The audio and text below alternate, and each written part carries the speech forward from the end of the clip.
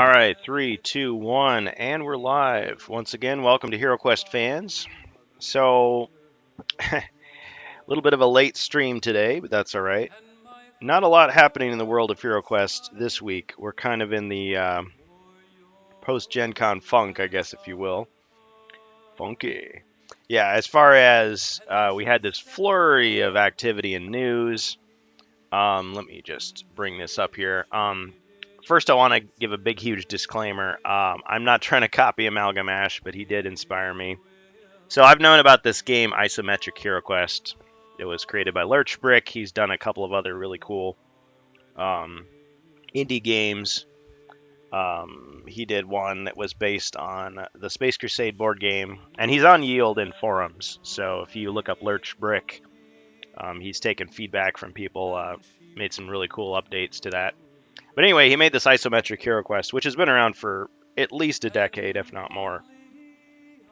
And Amalgamash did a recent very cool video on his YouTube channel, which he streamed live, playing the game, so you should be familiar with it. And I just I've wanted to stream a game for a long time, but there have been all these obstacles to actually getting it done. So I'm going to do it today. And again, not to copy him or steal anybody's thunder, but just kind of show you what I've been working on. So here we are. Yeah, so after Gen Con, there's been a lot of speculation in the world of HeroQuest about the Rogue Heir of Elathorn and about the remake of the ElfQuest pack, aka Mage of the Mirror, which some people incorrectly refer to as Mage in the Mirror, but it's Mage of the Mirror. Not a big deal. From '92. Like Amalgamash and Lucapashi and many others, I've been looking through the draft notes of the ElfQuest pack, just looking to see what possible errata they might have in the remake that's going to be released next spring, and how we can make the game better. So far, I haven't seen a whole lot that hasn't already been covered in the videos about the Barbarian Quest pack, other than the double jump rule. So I think I've mentioned this before, but the designers were talking about doing a double jump option for the heroes. So on a hero's turn, if you've got enough movement, of course, you can actually leap over 2 squares on the board. All you got to do is roll 1 combat die, and if it's a white shield, you jump over both of them. And you don't have to have searched for traps ahead of time. And it looks like they were actually planning for this to be an effect, because if you look at the actual ElfQuest pack, because it's been out since '92, go to HeroQuest by Phoenix.Eildon.com, or go to Hasbro Customer Care and look at their ElfQuest pack rulebook, or quest book, I should say. You know, you can look a lot of different places. And you'll see that there's a lot of instances where not only is there a trap on the tile on the other side of an open door, which is something that's been present since the game system as a kind of a cheap way for Zargon to take body points away from the heroes, is there would be 2 squares in a row that were traps. So that means when you open up a door, you're like, okay, I bet there's probably going to be a trap here. So you roll your 1 combat die, hope you get a white shield, and you'd leap over both squares. Now, if you fail, if you roll anything but a white shield, you would land on the first square and take whatever consequences are there. Of course, you could be wrong. There could be no traps at all. But the point is, you can't search a room that you're not in for traps. So you don't know. That first square could be anything. Could be a falling block trap. Could be just something really nasty. So that's kind of a cool idea to have that double jump rule. And it was not published in the final version of any of the official quest packs. But I kind of consider it one of those rules that should have been there. I mean, it would have improved the game, I think, made it a little more fair for the heroes, because the ElfQuest pack, like the Barbarian Quest pack, is extremely difficult, almost to the point of being broken, I would say. It's not quite as bad. You don't have a situation like the Yeti, which can just grab you and hug you, and if you have no other heroes in the quest, you're dead. And you're dead. But still pretty difficult. I mean, you've got monsters that are extremely powerful. You've got some really nasty traps that can't be detected. You've got just all kinds of crazy stuff. And you, just like the Barbarian quest pack, you start out with those 3 solo quests, where in theory you could be a completely unequipped hero with only entry-level stats, and you're just going to get overwhelmed and shocked by the challenge. So having the double jump is kind of just another thing that'll come in handy later on.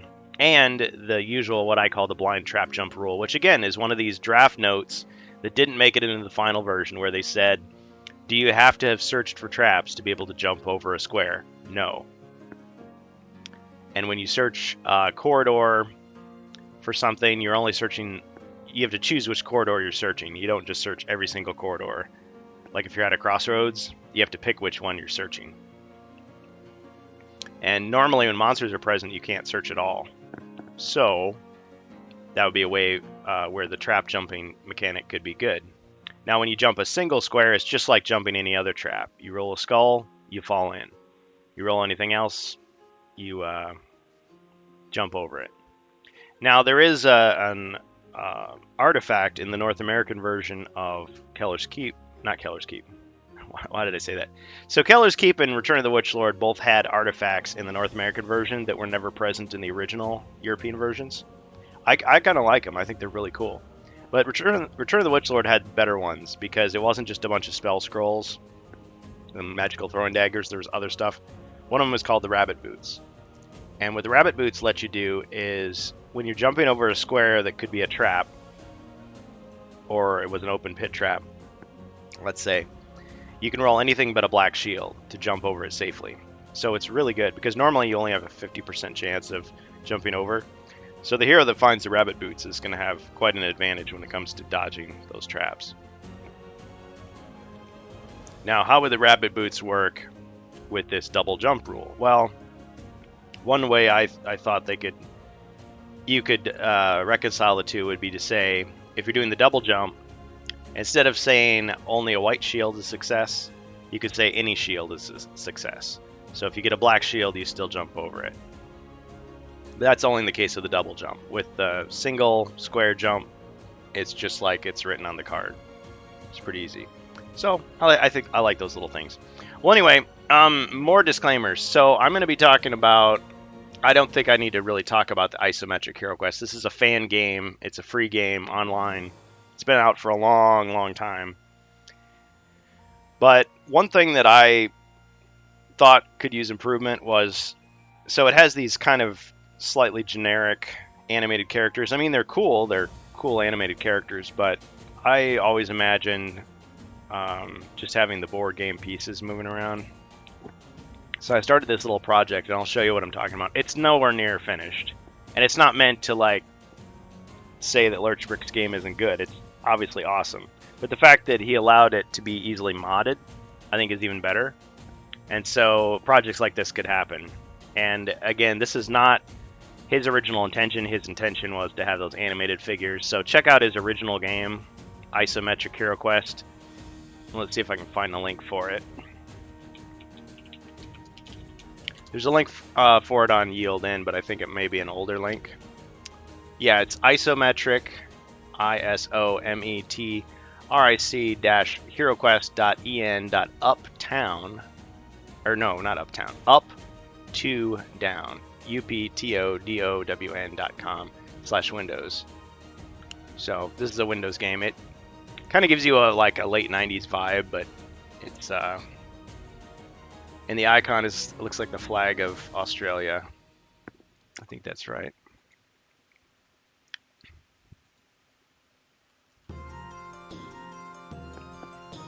Hey, Ribby. Yeah, so today is our discussion day. So I was gonna just, oh yeah, and Darth Kyrian, welcome, or Zirian. I don't know why I called you Kyrian.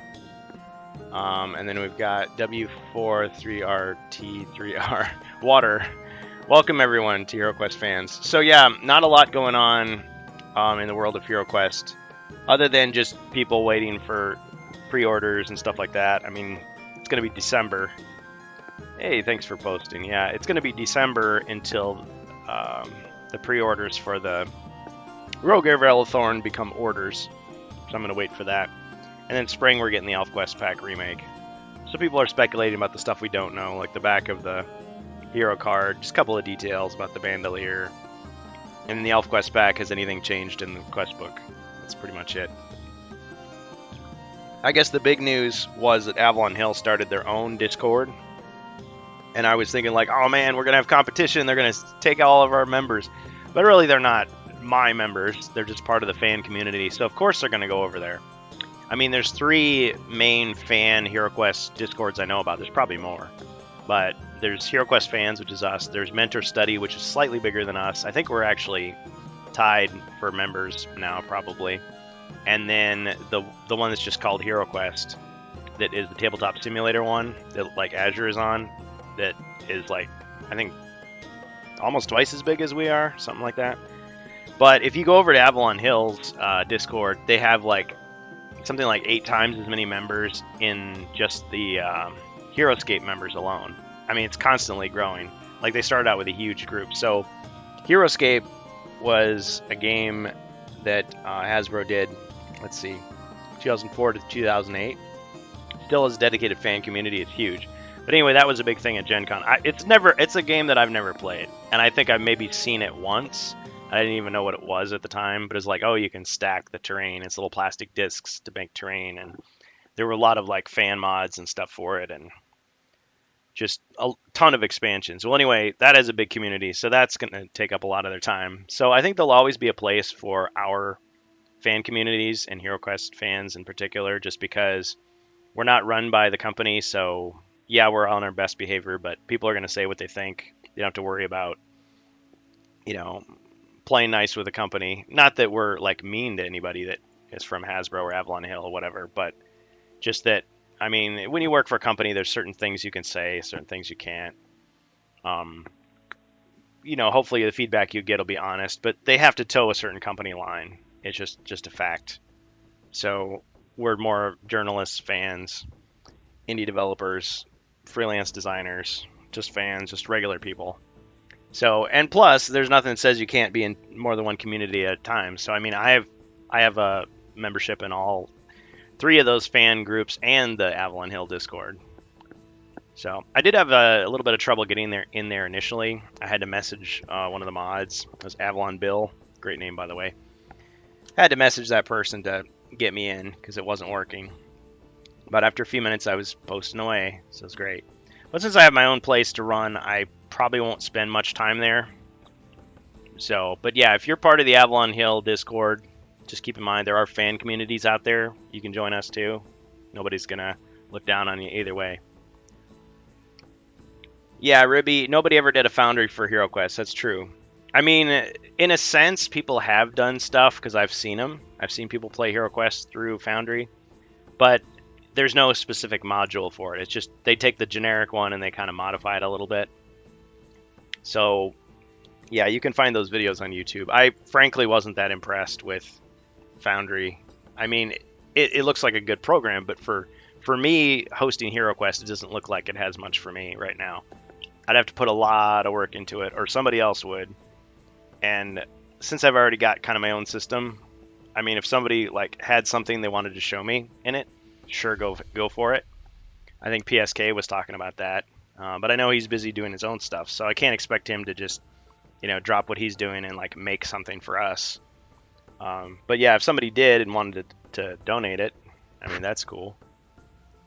I think the program is $50, but you can like share your account with people, maybe. So I don't know. I mean, Tabletop Simulator was $20, so, but yeah, I guess they all have different strengths and weaknesses. Okay. So anyway, so I'm going to be showing Isometric HeroQuest, and again, I'm not doing this to copy Amalgamash because I know he just did an awesome video about it recently.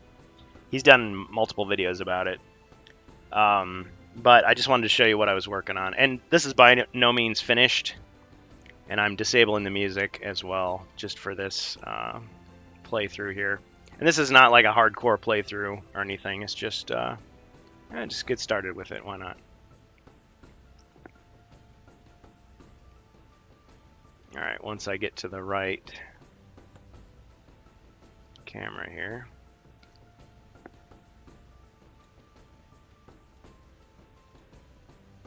There we go. Okay, so yeah, it's the trial. Now there's some funny options at the start. Wuss mode, all that is just the monsters all have 1 body point. So that's actually like the European version.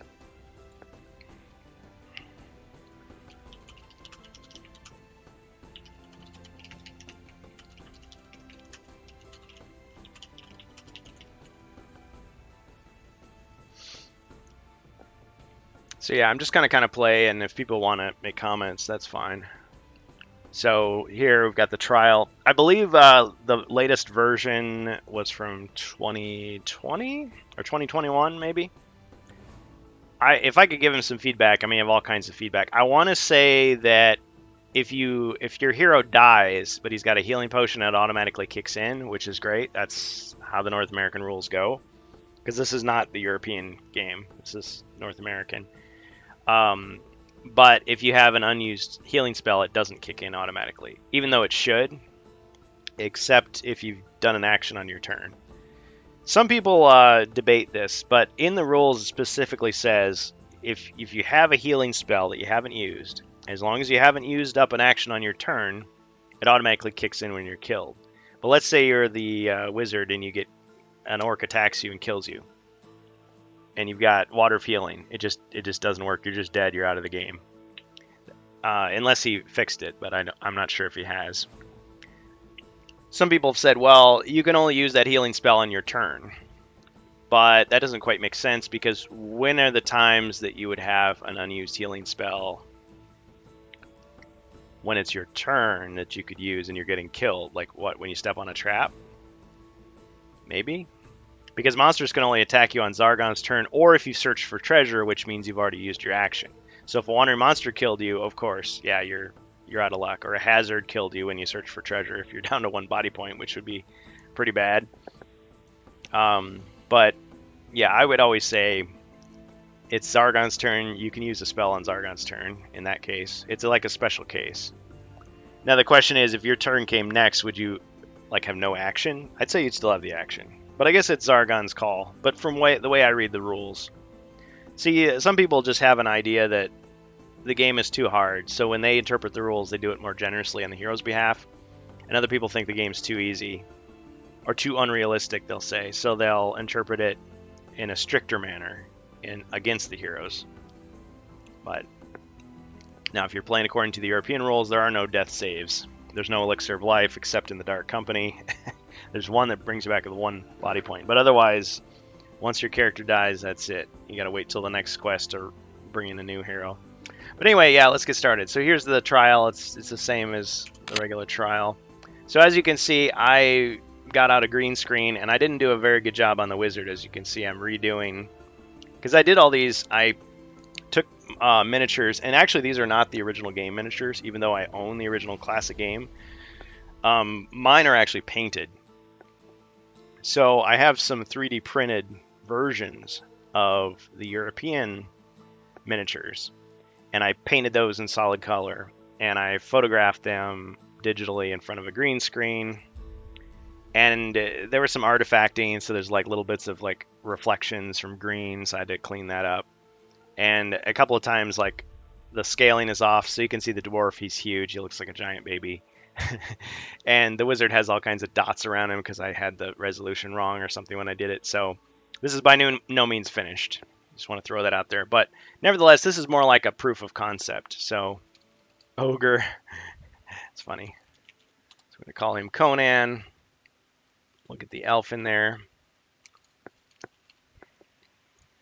Buddy.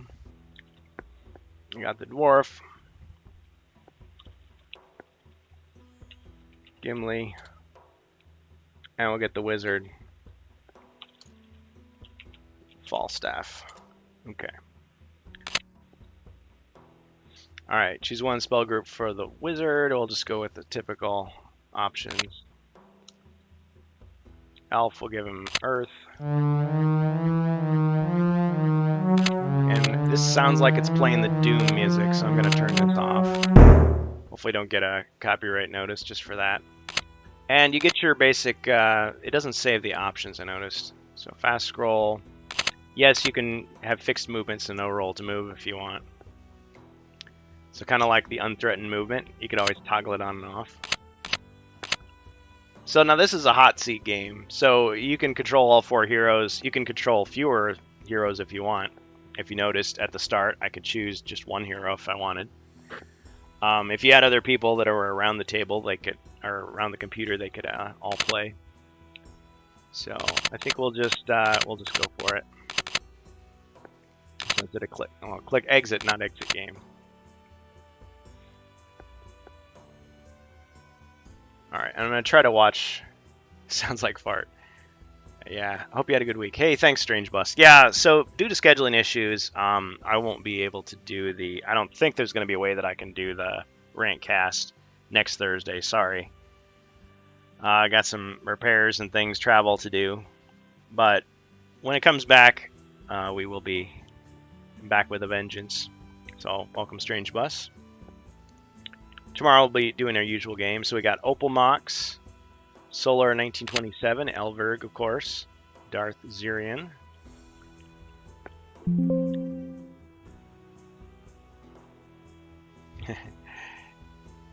Yeah, the sound effects are kind of weird in the game. All right, not trying to make you sick. Now, in this game, you can't really zoom in. And yeah, you'll notice the guys are kind of off their squares. I need to adjust them. But I noticed that at first, I mean, the Barbarian was like really short and stout. And it's like, oh, I can just adjust the sprite. It's all sprite based. So that actually he looks tall. But yeah, I clearly need to adjust it some more because he's off the square. But I like this. Okay, so you right click and then he can equip item. He's got a broadsword, search for traps. Okay. Traps.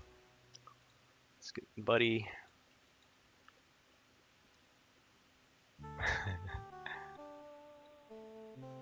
Yeah, it's MIDI based music, old school. So I just put on my my regular royalty free stuff. Actually, let's have them go this way. So yeah, they're rolling 12 movement. As you can see, look, see that's the old animation. So I haven't fully replaced all of his sprites yet.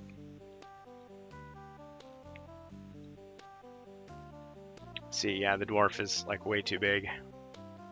And they've got like 3D furniture and stuff there too. I guess that's a way to differentiate it from Hasbro's actual product, but I think they've been pretty nice about people giving away like mods, especially of the classic game, and not jumping all over people for that.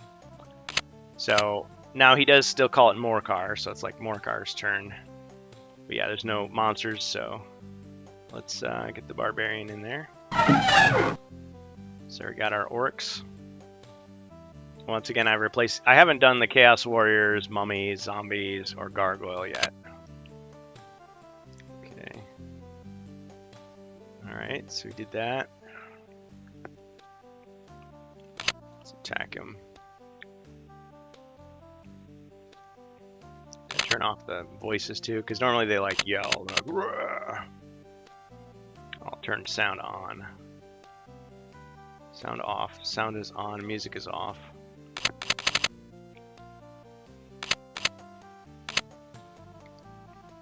Circumstances dictate swiftness. Ah, there we go. Sounds are back.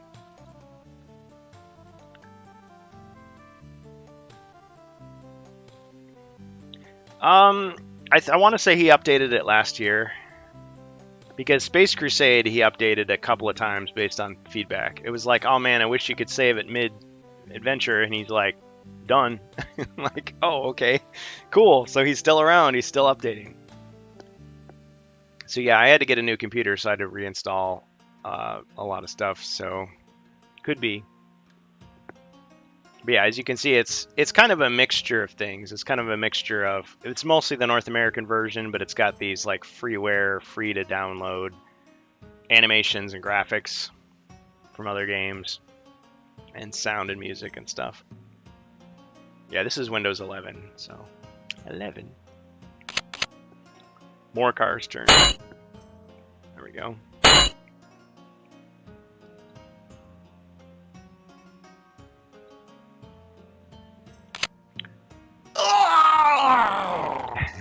And of course, as you can see, all I'm doing is tipping the pieces over. So just like if you were tipping the pieces over on the actual board, they take up like a lot of room. I could have turned them into like bloody splatters or bone piles, but I just thought it was cooler. More like you're playing with the actual pieces. And yeah, you wouldn't have all these animated things, of course. Let's see. There's a Fimmer. Let's go for it. 1 body point. Got him. Yeah, it's super easy when they're 1 body point. Okay. Well, I guess he won't be able to search for anything.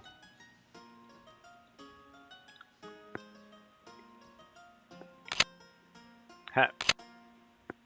Walk and throw dagger at orc. Okay. That's kind of cool.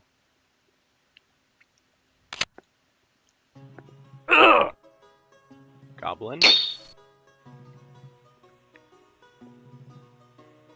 And is the AI better than the companion app? You decide.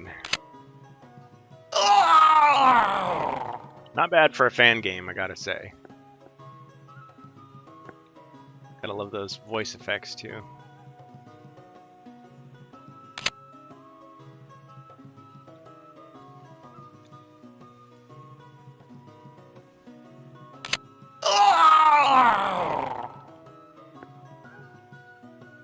Okay. Alright, let's search. Wait, why can't I search for treasure in this room? I don't get it. Oh, his turn is over, that's why. Alright, wizard will search for treasure. Gold.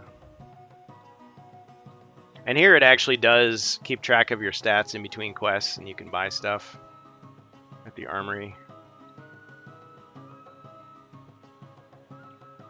I was looking for it. Is it on Yield-In with the update? Actually, it is not.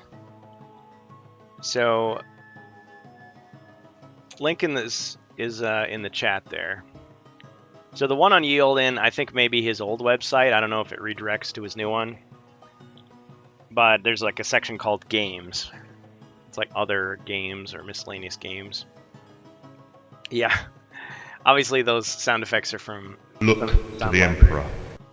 Look to the Emperor. Some sound library. Okay.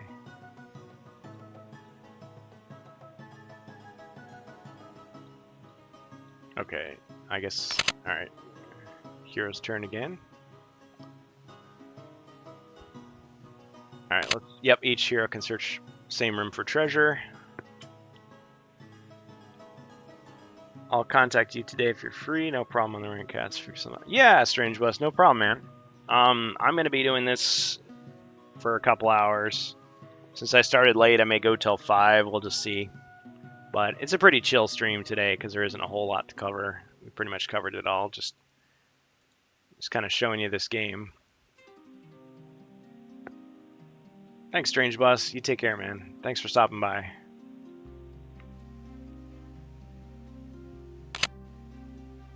Jump a square. Well, I can't search for secret doors.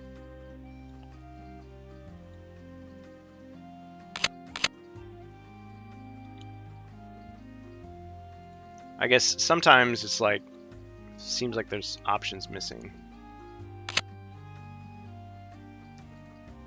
Still though, there's a lot to keep track of in HeroQuest, so coding it all into a game and keeping it consistent is not an easy thing. See, there's his spells. Jump a square. See, the jump a square is there, so he put the blind trap jumping ability. Okay, jump the square, alright.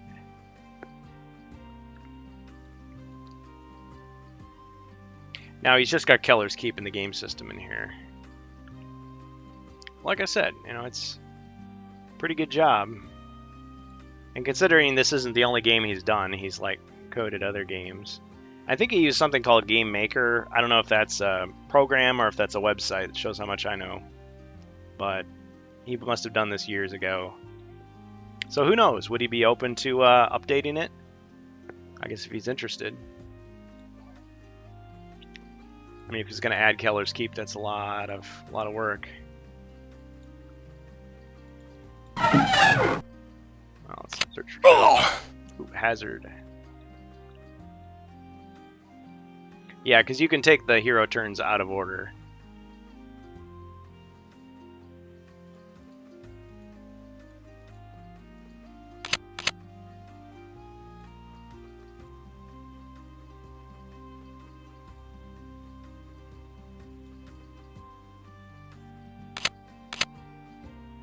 Heroic Brew.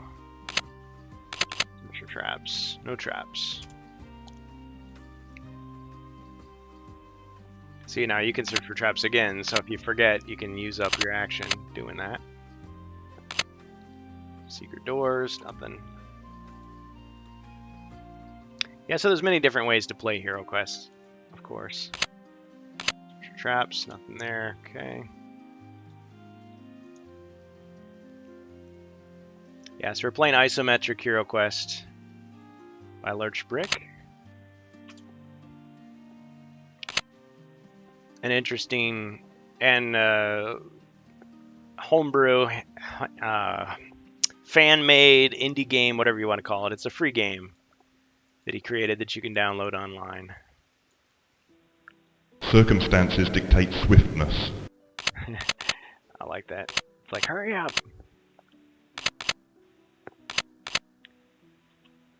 But keep in mind these models. This is just my tinkering with the game. This is me modifying it. Originally, he would have had all animated characters like that. Some people prefer that. I just wanted it this way, so that's what I was working on. It's by no means finished. So we got an ad going here. Just keep on playing.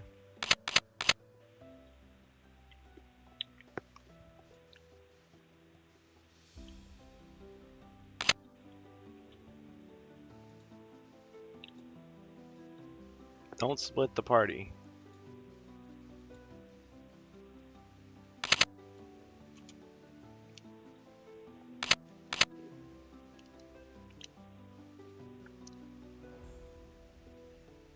Oh, yeah!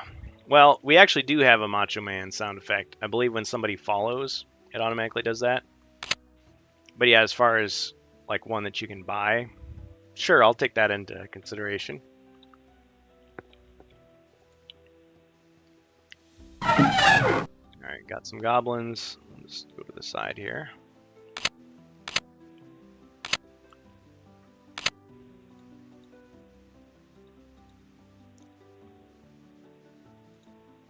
So yeah, I'm playing pretty casually, obviously. Oh, he doesn't have enough movement to do it. Okay. Gimli, son of Gloin.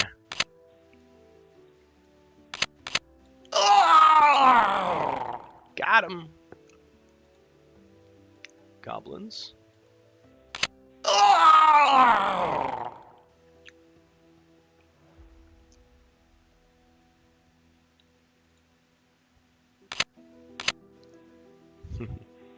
those loud. They don't sound like monster growls, they sound more like human growls. Blech.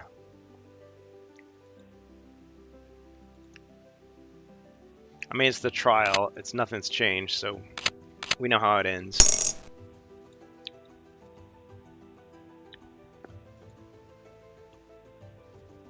Listen to our royalty-free music. And there's no traps, so I'm not sure why I keep searching for traps. Just out of habit, I guess.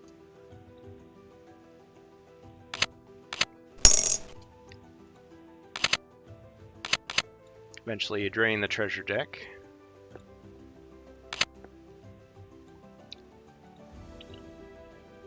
We know it's the center room. Treasure.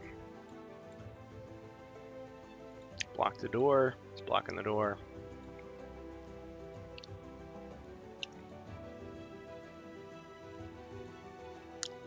It kind of reminds me of Diablo in a way. Like a free version of Diablo. The animations and stuff.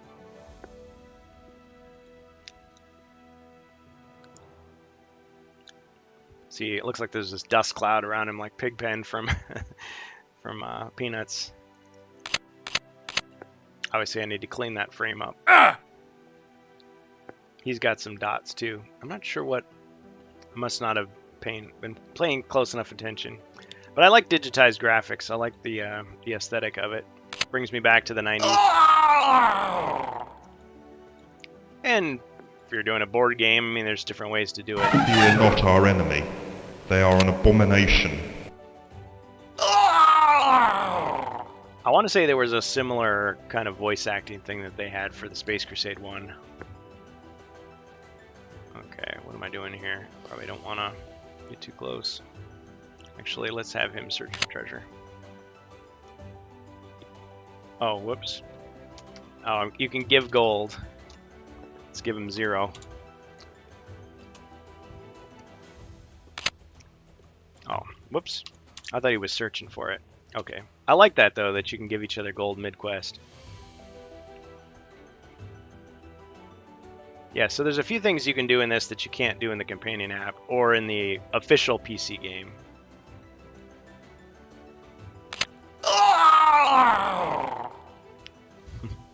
It's over-the-top sound effects.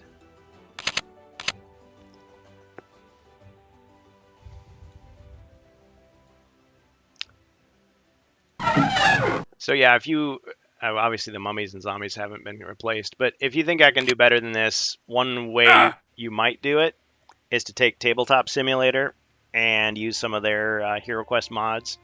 You can get the original figure scans and do some photos of those, maybe, and cut out the background, and you just have them facing like 8 different directions, and then tip the figure over in 4 different directions to simulate the death animation. And because normally they'd have attack animations and stuff, but I've removed those because they're just solid figures. They're not animated. I don't mind. It's kind of like playing computer chess.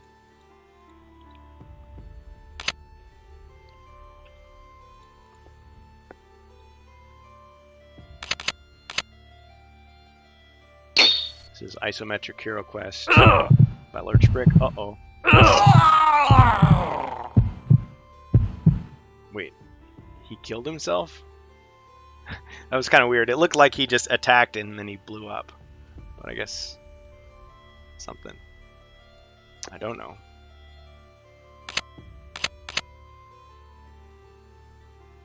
He got wrestling moved.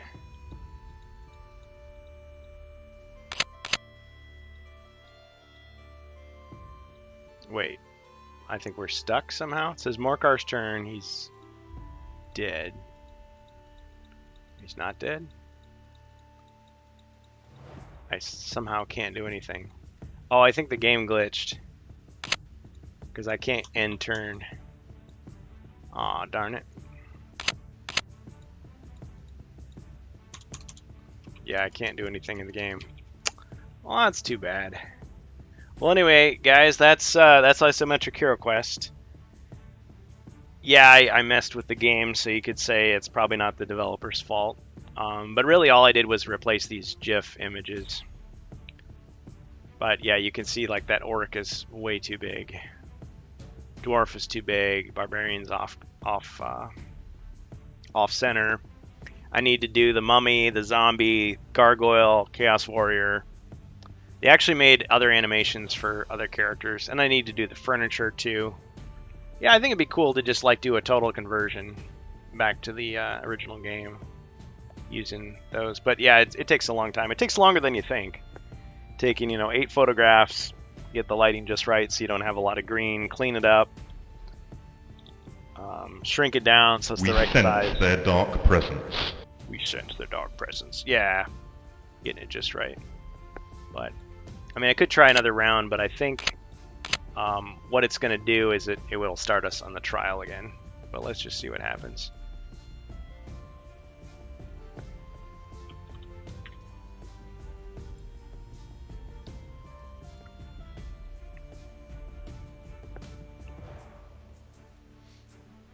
Yeah, Isometric Hero Quests. Let's see. This is...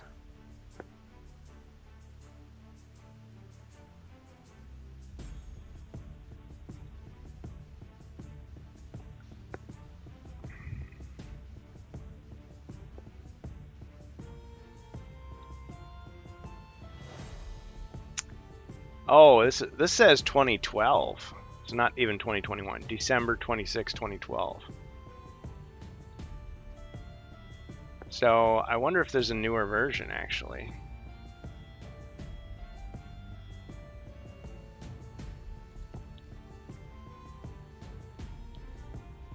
Yeah, so he may not have updated this in a long time actually.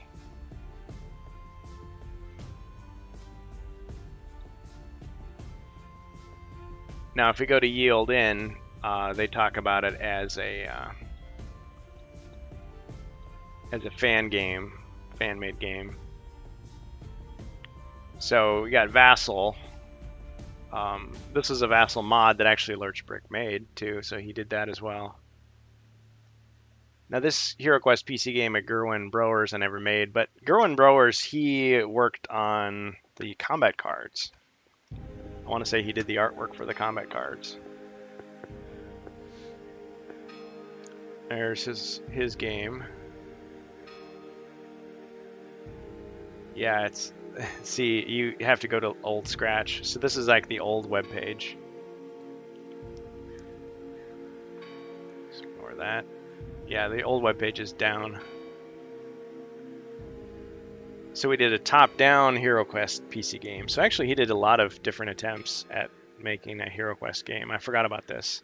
The Battle Masters game, I like his Battle Masters game because instead of giant wolves that the goblins are riding, they're spiders, giant spiders. I suppose making little changes here and there is a way to clue everybody in that it's a fan game and you're not stomping on the copyright of the official game in any way, or not trying to.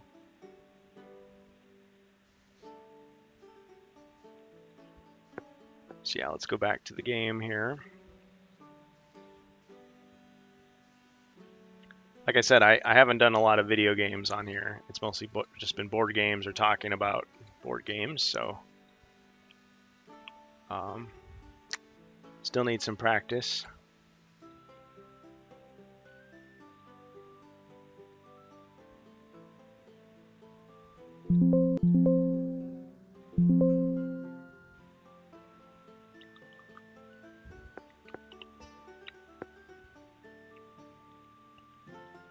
It's kind of a cheesy intro.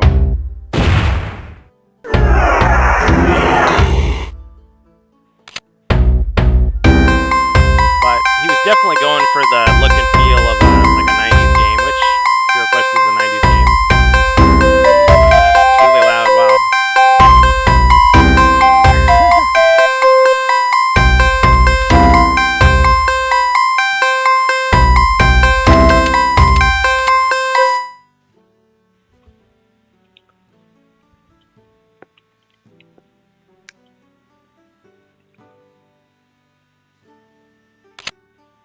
Just give them all the default names.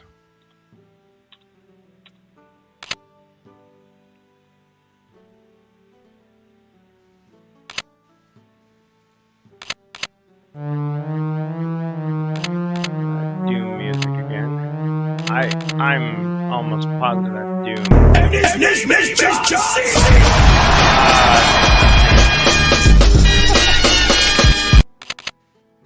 I don't know why it's all stuttery like that. It's like got an echo to it. Hey, thanks guys. Thanks for joining us. Hey Jacer. So yeah, tomorrow we're planning as usual to do our HeroQuest game, live game like we always do. Today we're just kind of taking a chill look at isometric HeroQuest, and it crashed on me earlier, so obviously this is just my own fan mod of a fan game, because he would have had animated characters and I just added these sprites. Oh, he doesn't let you search the room. These sprites of the board game, the actual board game. So that would be cool, and I'm not done with it. I need to tweak them quite a bit, actually. Yeah, let's just try to move things along. This is the trial, of course. See, that hasn't been finished yet.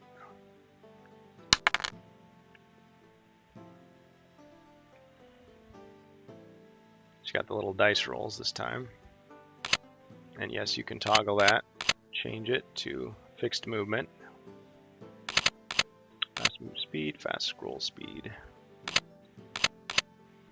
Now if you save it, I think it goes back to the, it's like save and exit. Because you're playing the quest as a series. Unlike the official PC game, you can't just start wherever you want. But it's like a real campaign in the sense that you're going from quest to quest. It keeps track of your gold and everything, which is great.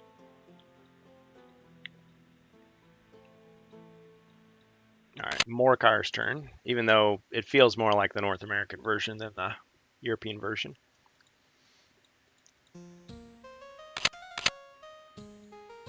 Okay. It's the trial, so there's no traps. Or secret doors, actually.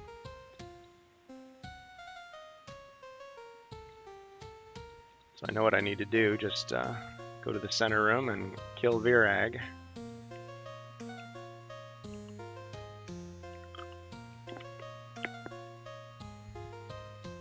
Yeah, I hope everybody's having a good day. It's been a hot summer. But I suppose I can't complain. There's a lot of places that have worse temperatures than we've been having. There's our foe.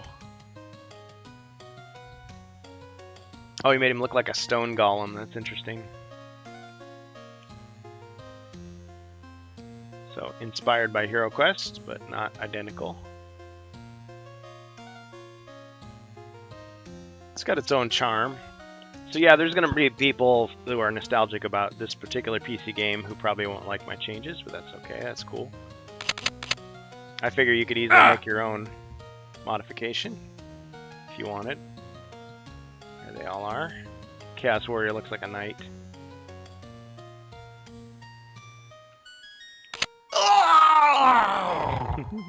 It's over the top sound effects. Let's go for the Chaos Warrior. Yeah, he's not so easily killed. Oh, no diagonal attacks, of course. What am I doing? Alright, let's hit him with something. Let's hit him with Tempest. There we go. Oh, very HeroQuest. HeroQuest. Very Warcraft. That sound effect. Reminds me of like Warcraft 2. Hesitate and you will be lost. He who hesitates is lost.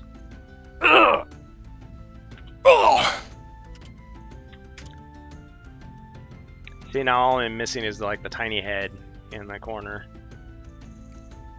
Telling you to rate, comment, subscribe, follow. Hit us up on Patreon, hit our merch shop and all that. We don't have a merch shop. Well, we do, but there's nothing in it. Uh-oh, it's about to die. It's not good. Alright, let's heal him up.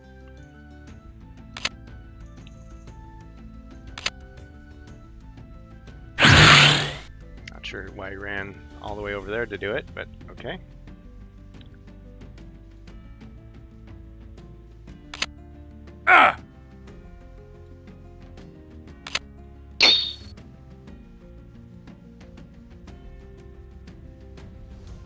Not enough room. Alright, fine. We'll kill the orc. Got him!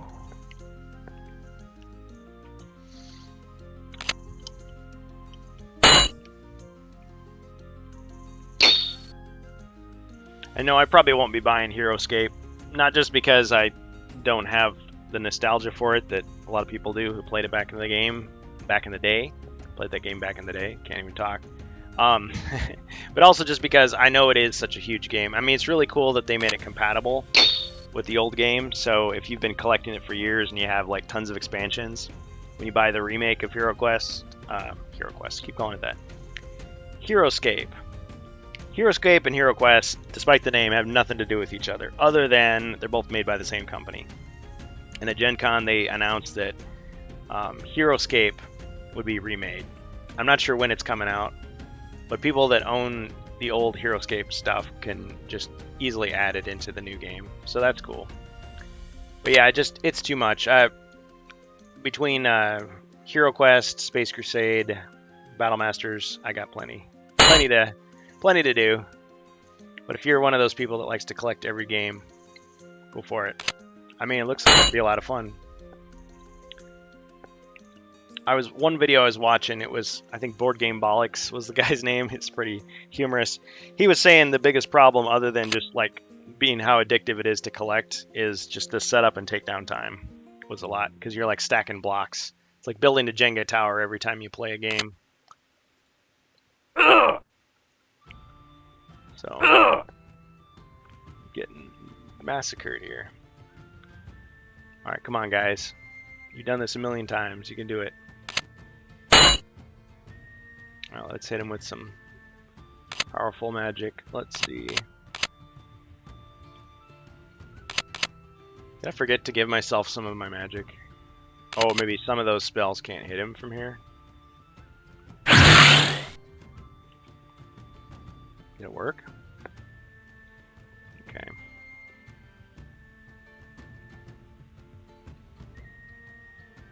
See, I can't. Yeah, I have to move him out of the way first.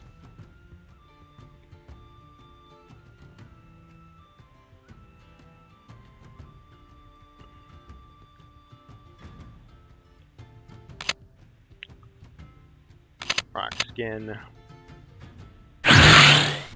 Oh, on himself. Oh, whoops. I was gonna do it on the barbarian. That's okay. Forgot about that chaos warrior.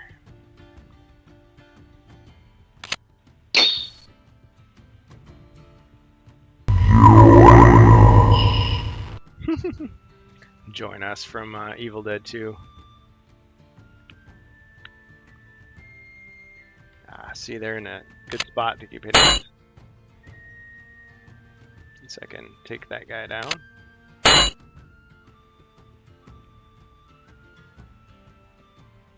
See, I should be able to cast a spell on him. Yes, I can. Okay. Hit him with balls. Got him. Defeated the foul gargoyle Varag. Got him. So I won, right? I still got to get to the stairs. Still that chaos alive. Oh, he's gonna make a run for it. No, you don't. All right, let's use heal body on myself.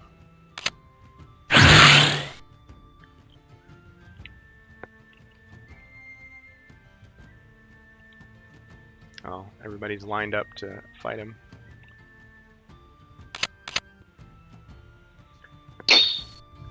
Wasn't that tough, but it is the trial. Of course, when you know exactly where to go, it is kind of easy. Normally you're trying to explore, you're trying to get gold. Zargon's supposed to remix the board, so it's not exactly the same every time. Error! Okay, one of my heroes died and we had a crash. Darn it. I'm going to check and see if there's a newer version of this, because I wouldn't be surprised if I don't have the latest version. December 2012.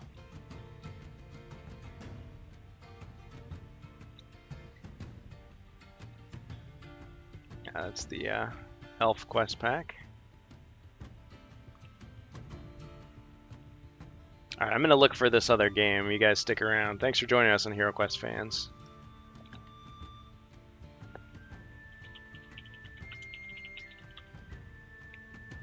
What I really ought to do is go to Yield In and look for Lurch Bricks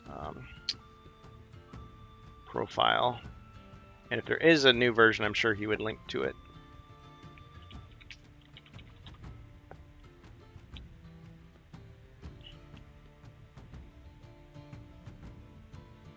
Yeah.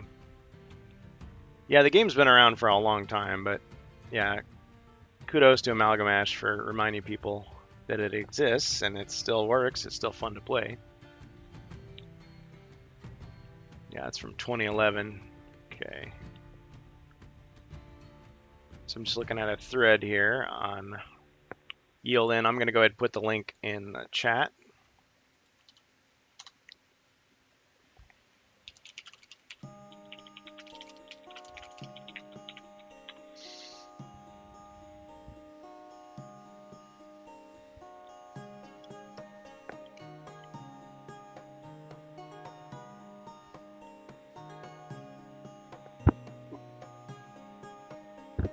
Yeah, so he's gotten lots of feedback over the years.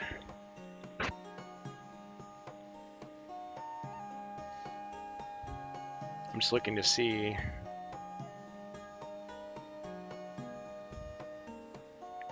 if there's a newer version.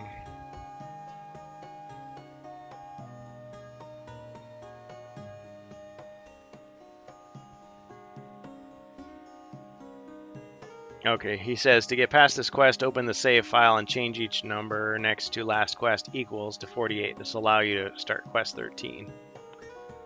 So workaround. Well, I wasn't in quest 13, I was in quest 1.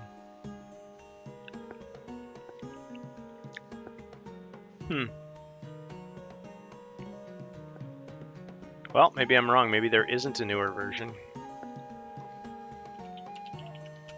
Anybody in the chat know about any version newer than 2012?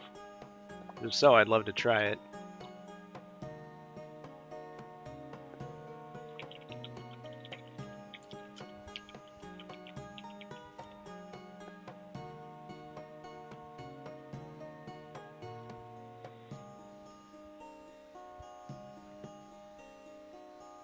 Yeah, up2down.com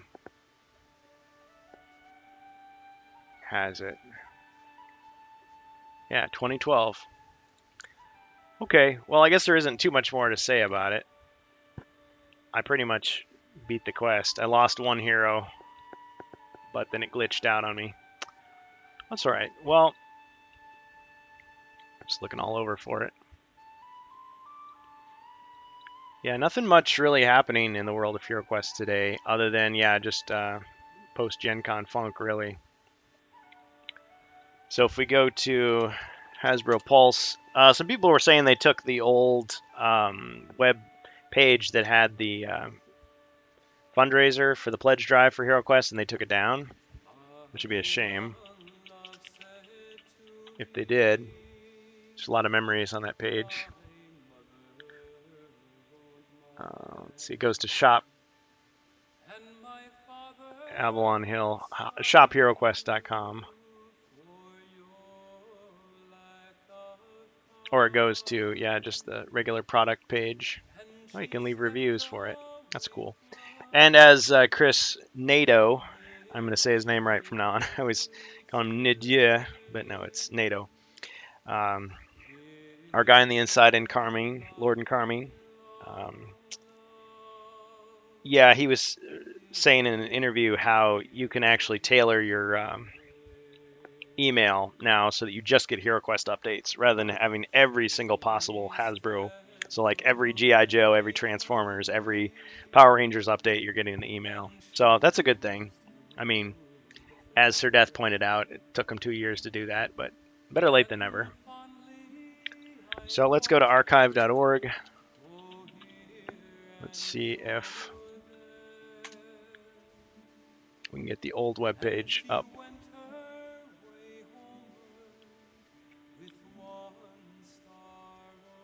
Because I thought it was cool just to look and see how far we've come as far as the remake and all of the, you know, the old logos and the old designs and everything. I mean, maybe they don't want to remind people that, you know, rub it in the fact that, you know, you can't get this stuff anymore unless you pay scalpers on eBay. But I mean, I like this. I like these little articles that they had. You know, Stephen Baker talking about it. So he says, as soon as I saw the fantastic sculpt for Mentor, I wanted to write a quest. Then we used the new miniature, Rogar's Hall. Rogar was the old barbarian. Like in the prehistory of HeroQuest, it was like Rogar was the barbarian. He united the people, and he had a dwarf, an elf, and a wizard, and they all went and defeated Zargon or Morkar back in the day. And then now the features come, he's returned, and you're gathering a group together to be like the new Rogar. Okay, so Rogar's Hall is a training quest for heroes that is run by mentors. It's a tough challenge, one that will require the heroes work as a team and truly optimize their skills, capabilities, and resources. Mentor accompanies you and may help, but this is a test for the heroes. Even though it is a training adventure, Mentor promises you there will still be bruises and sore limbs in the morning. So click here to download it, and you can download it other places too. I mean, they didn't get rid of Rogar's Hall. I've commented this is way too hard for a first quest, but if you're meant to lose, I guess it serves its purpose. I feel like it's more like a trap that Zargon set for the heroes. So yeah, this is just a trip down memory lane. So here I am doing a recap of the old website. So this is what we saw back in the day. I mean, first we saw the countdown with the Witch Lord, and it was like, what is counting down? Is it a mobile game? What is it? But then it turned out, oh, they're remaking Hero Quest. Oh, for a limited time. You know, pledge, and you've got like, was it 1 or 2 months where you could pledge, and that was it. So we've got the Bard playtest by Doug Hopkins. Of course, Doug Hopkins, you remember he did Forsaken Tunnels of Zorzel, he did Into the Northlands and New Beginnings. So he's written a lot of these newer quests, the free quests that they give away online. But yeah, the Bard, this was a controversial character. You are the Bard. Your spirit and songs inspire and invigorate your allies. You prefer to stay light on your feet, so you are wearing non-metal. When you are wearing non-metal armor and carrying no shield, you have 1 extra defend die. People got so confused by that. What's non-metal armor? Well, then they later clarified bracers are made out of hardened leather. And I guess the wizard's cloak. But everything else is metal. But they're talking about body armor specifically. I think this guy works much better as a pirate. So when we played, Strange Bus was controlling him. I just had him be a pirate. Orcish pirate is actually kind of a cool character. But a bard, why is he an orc? Who knows? So the inspiration for this bard was a swashbuckling orc hero. See? It says pirate to me. I guess pirates are bad guys, right? So a bard is a minstrel, is more of a... but he's like a comedy character. A team player who will propel the other players to victory, as with the Warlock and Druid, because those are the other mythic heroes. See, you can't buy these guys anymore unless you get them on eBay for like super markup. They're not in retail. Will they ever come back to retail? Who knows? I'd say just keep your eyes open for the next year and see if they re-release any of these characters. I mean, maybe the miniature will be redesigned. I mean, they could have some really cool orc pirate designs, so I wouldn't mind seeing him come back. Maybe not as this goofy of a character, but I mean, there's some people that would want him for sure. But I mean, the mechanics are fine. I think he's more like a cleric to me. That's just my personal take on it, the way he plays. Okay, so as with the Warlock and Druid, there is a condition that will allow you to recover a spell, Inspiring Tale for the Bard, that you have already cast. So in my fan-made reinterpretation of him as a pirate, I took Inspiring Tale to be Sharpened Blades, which is a classic like orc shaman spell. You are the Bard. Your spirit and songs inspire and invigorate your allies. You prefer to stay light on your feet, so when you are wearing non-metallic armor and carrying no shield, you have 1 extra defend die. The Bard's statistics and equipment are comparable to those of the Elf. While the Barbarian, Elf, and Dwarf might end up with plate mail and shields later in the game, they don't feel right for a Bard. I wanted to incentivize the Bard to follow a different route. Now, the only direction you're giving for using the Bard is in one of these exclusive quest books that came with the Mythic tier only. So the general public doesn't have it. It's called The Spirit Queen's Torment. And in that book, the idea was if one of your heroes dies, instead of just being out of the game, you suddenly take control of the Bard. Like he just springs out of nowhere and you control him. So it's like having 1 free life, basically. Now, if you start out playing as him, I guess you don't get that bonus. But none of the other heroes, the Druid or the Warlock, are mentioned anywhere. So it's just like the Knight and the Rogue Heir of Elethorn. You just put them in wherever you want, or you don't use them at all. Totally up to you. They're totally optional. Now, it is interesting that these 3 heroes that were in the Mythic tier are also in the Companion app, the free Companion app. So if you don't have the Mythic tier, you could actually homebrew these guys really easily because all their cards and aspects are in the Companion app. You just get any proxy miniature to play with them. Maybe write down their stats on a piece of paper or print the cards out and you're good to go. I mean, right here you can print the cards. Of course, maybe that's another reason they took this down, thinking, people are going to print these. It's not going to look as professional as a real thing, of course. There's some small changes between this and the final version. Like, you can tell there's, in that 3D mock-up, it's slightly different than the final version. The Bard's unique weapon, Rapier. I changed it to a cutlass. This long, slender sword allows you to roll 2 attack dice and may be used to attack diagonally. May not be used by the wizard. 250 gold coins. This weapon allows our bard to attack diagonally from the start of the game. For me, this highlights the character's resourcefulness and allows them to contribute in battle in a crafty manner. The bard's 3 spells. Inspiring Tale. I changed this to Sharpened Blades. This spell may be cast on any one hero excluding yourself. The next time that hero attacks, they may roll 1 extra combat die. Regain this spell when any hero you can see, excluding yourself, rolls 2 white shields when rolling defend dice. 2 or more, I would presume. Healing Song. And I changed this to Yo-Ho-Ho and a bottle of rum. You and each hero you can see each restores up to 2 body points that have been lost, but does not give a hero more than their starting number. That's pretty good.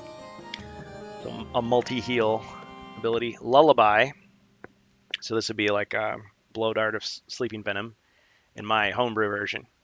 This spell puts one enemy into a deep sleep so they cannot move, attack, or defend themselves. The spell can be broken at once or on a future turn by the enemy rolling 1 red die for each of their mind points. If a 6 is rolled, the spell is broken. May not be used against mummies, zombies, or skeletons. The bard's spells focus on helping the other players. I particularly like Inspiring Tale as it assists another player when they have a spectacular moment on defense. It's the bard who is moved to tell the tale and regain the spell. What do you think? Cast the Far Voice spell and let us know, or just tweet us at HeroQuest. See, I don't use Twitter, but there you go. So yeah, I guess we're just kind of like preserving these little bits here in the archive. So this is the archive version of what we would have seen while we were waiting back in 2020 for the remake to come out. And back us on Hasbro Pulse. Of course, this campaign is long over, but I think it's cool to see. They may have just moved it thinking that they don't want to confuse people that just stumble across it, because people are waking up to the fact that HeroQuest is back. Rogar's Hall. Talked about that. Oh yeah. The Druid playtest. Warlock playtest. Painting the Dungeon by Brian Wilk. Artist Spotlight Max Dunbar. Stephen Baker on writing Prophecy of Telor. Yeah, so let's look at each of these in turn. So we've got the Druid playtest. This has changed slightly in the final version. So we've got the Druid hero, which people made all kinds of jokes when they first saw the image. They're like, she looks like she just walked out of the gym, like she's going to the yoga class. This doesn't look like a fantasy hero at all. So the design was updated like 2 different times before you have what you see before you for the final version. I think it looks better. Amalgam Ash was pointing out it looks like she's got grapes on her head, which I see what he's saying, but it's supposed to be a ponytail that's wrapped around a braid.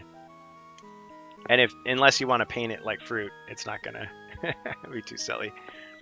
You are the Druid, a woodland guardian and healer. You are a powerful physical combatant while using your shapeshift spell, but can be weaker when resources are depleted. A Druid hero cannot wear metal armor. So once again, just saying that you can't wear chainmail or plate mail, but you could wear bracers. And since we're really talking about body armor, why would a helmet be prohibited? Or a shield? So just because she starts out weak doesn't mean she can't use other stuff. Yeah, Druid spells. Each of these heroes has 3 spells. So Life Force, this spell may be cast on any one hero, including yourself. Its magical power will immediately restore up to 4 lost body points, but does not give a hero more than their starting number. So it's just like Water of Healing, just like Heal Body. It's just a different artwork. Pixie. So we got Tinkerbell here. Combat Tinkerbell. This spell conjures up a pixie who will do one of the following. Restore up to 2 body points that have been lost to one hero or search. The pixie will reveal all traps and secret doors in any location you can see. So it's kind of a variation on the genie. The genie lets you attack with 5 dice or reveal 1 room. But this is saying specifically traps and secret doors in any location. So it could be a corridor. I don't know. Usually we go for the healing, but I mean, it's like you've got 2 healings. Shapeshift. Shapeshift grants you 1 extra attack and defend dice. 1 extra attack and defend dice. Spell is broken when the hero suffers 1 point of body damage. Regain the spell when your body points return to their starting number. So that is different than the final version. I believe they said that you couldn't use it at range, and it only does 1 attack die, not at 1 attack and defend. I could be wrong about that, but I want to say it's like weaker than this first version. So this was the playtest. I mean, they put this out there telling people, hey, you know, see what you think. So yeah, that's the Pixie. That's the druid. In popular culture, druids are known to cast nature spells, heal, and defend their allies in the form of savage beasts. Nikki Dawes' art features a tiger-like arm and claws, which inspired me to endow this. This is Doug Hopkins talking or writing. Endow this new hero with a shape-shifting spell. I want our druid to be situationally comparable in power to the barbarian, but at the cost of their action, economy, and resources. I'm continuing to explore the idea that there is a condition that would allow you to recover a spell, for example, shapeshift for this hero that you've already cast. See, this whole thing was cool because it was like seeing their thoughts on it. Now, having to communicate with them on Twitter, not as good as like on a forum or on Discord, I think, but it's kind of interesting how this whole thing started. You are the druid, a woodland guardian, and healer, blah, blah, blah. I already read that. Okay. The druid has comparable statistics to the elf, once again. He's kind of like the medium hero. You can use most weapons in the game, but their armor is limited. Her armor is limited. Well, whatever. They will rely of their own spells and the spells of their allies to keep them healthy. The illustrations above are the game art for the druid's 3 spells. Shapeshift. Shapeshift grants you 1 extra attack and defend dice. So this is the original version of it. So 2 dice, 1 for each. The spell is broken when the hero suffers 1 body point of damage. Regain the spell when your body points return to their starting number. Pixie. Yeah, so this is pretty much just a repeat of what's on the card, just reworded. Life Force. The idea here is that the druid can fulfill a melee protector role in their quest with the use of their shapeshift spell. Hopefully they can regain this spell with a combination of spells, potions, and teamwork. What do you think?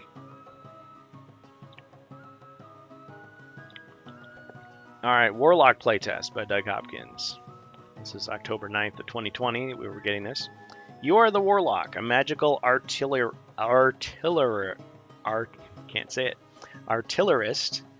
who has bonded with a sinister creature, allowing you to assume its winged form. Let your allies protect you while you deal damage from afar. Counts as a wizard for the purposes of which weapons, artifacts, and equipment they can use.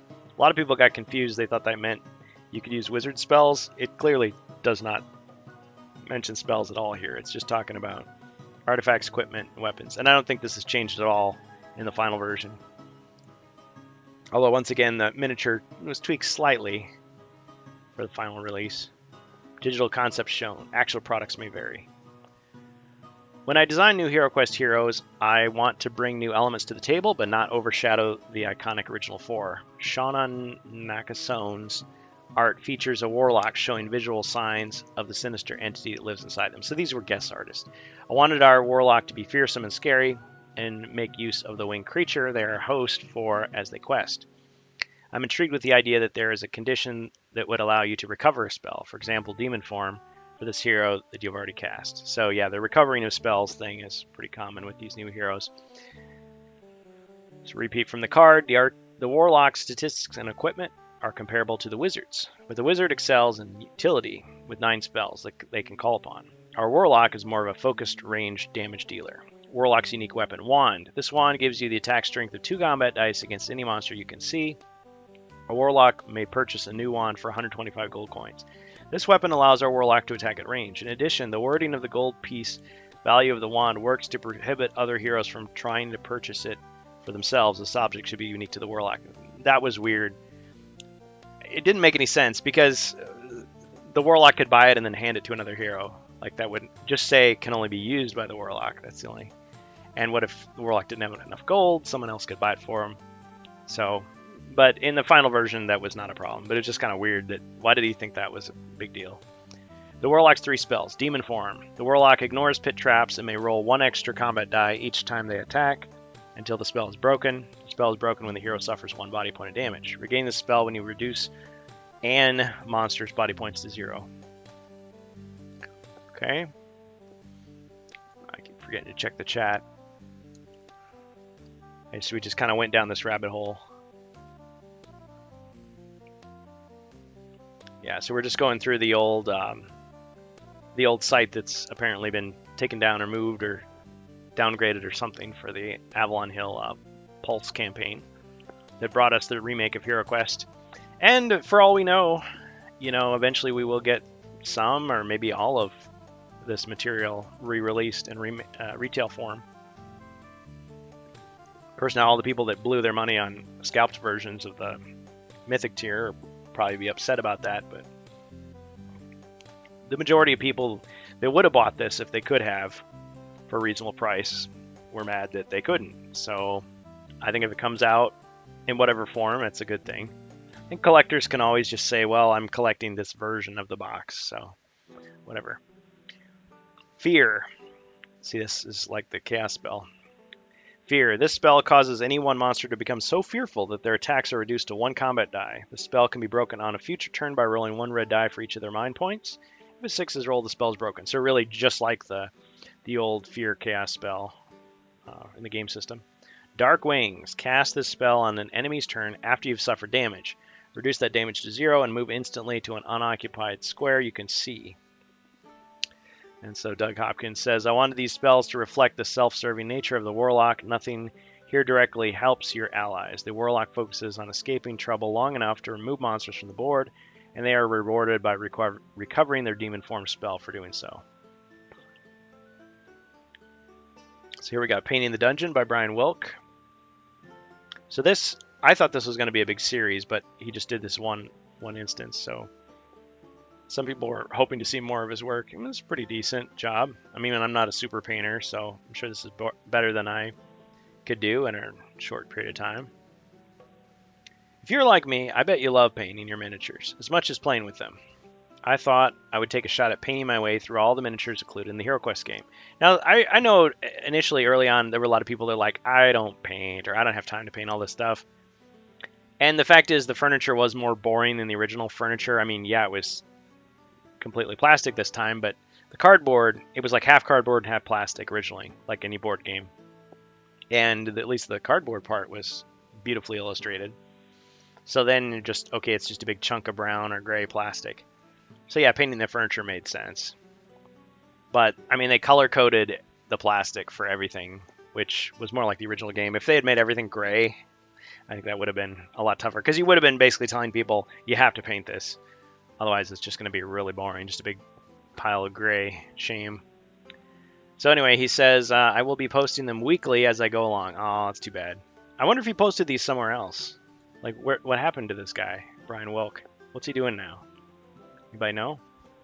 Now, to be honest, I've been painting minis for as long as I can remember. That does not mean I've gotten much better at it. Yes, I've acquired some tricks over the years. I've had the honor and privilege of learning from some of the best. But I would say that the important things that I've come to know are that I must be patient, work in thin layers, and wait for the paint to dry, and if all else fails, a great wash can hide anything. Well, he's right about that. Now, a good benefit of painting these miniatures is that we get to test to make sure we are designing them to not just look good, but to really pick up the paint, so some of the areas of the model really pop. I wanted to make sure textures could be seen and highlighted with a brush, and that the faces were well defined. So how about a paint guide? That would be cool. We really pushed the iconography. I don't know why I had trouble saying that. Throughout the whole HeroQuest universe, and this shows up in the details on the miniatures. For me, the best place to start was on the original Dungeon Decor. Always such an integral part of HeroQuest. Well, and in 2023, we're going to be getting the Elf Quest pack with some extra furniture. So people who like painting furniture will get more. I chose the Iron Door, the Throne, and the Torture Rack. Considering these were mostly made of cardboard in my older set, it was great to have them to paint now. Some people have painted the cardboard as well. So, I mean, but yeah, I know what he's saying. I wanted them to look finely painted, so highlight some of the beautifully sculpted details, but also to show you that they're in an underground dungeon. I wanted the Torture Rack to appear as if it had seen some serious action. I cannot wait to share with you what I tackle next. I'm excited to get these into your hands, so you can have as much fun with them as I have. Well, it's a shame. I would have liked to hear more from this guy, see more of his work. So yeah, if anybody knows what Brian Wilk is doing with HeroQuest or where he went, let us know. All right, so here we've got Hero Quest Artist Spotlight Max Dunbar. Now, when I saw this got me excited because it's like, oh, cool. They're just basically going to be recreating the old artwork with something fun. So there's Heroic Brew, obviously. Oh, and it doesn't load the broadsword. Courage, Dwarf, Fear, Spirit Blade. Oh. Yeah, some of these. I mean, this is just larger versions of the artwork that's on some of the cards. It's the Wizard's Staff. When looking for an artist for our HeroQuest game relaunch, we enlisted creators whose art we felt would look great on game materials, as well as communicate the magic and wonders of our HeroQuest world for both existing and new fans of the game. Yeah, so the original game art was done by Gary Chalk. Gary Chalk, you may recognize, he did the artwork in the Lone Wolf, and I think the World of Lone Wolf game books from the 80s and 90s, which were awesome. I really loved Lone Wolf. When I saw Amalgamash did a video, I was like, oh man, he's going to beat me to it. That's okay. I mean, Lone Wolf has so much variety. Like, if he's going to read those, that's awesome. I'd love to be a part of that, watching that. But I'm going to do my own anyway. Like, I don't care. I mean, there's so many choices.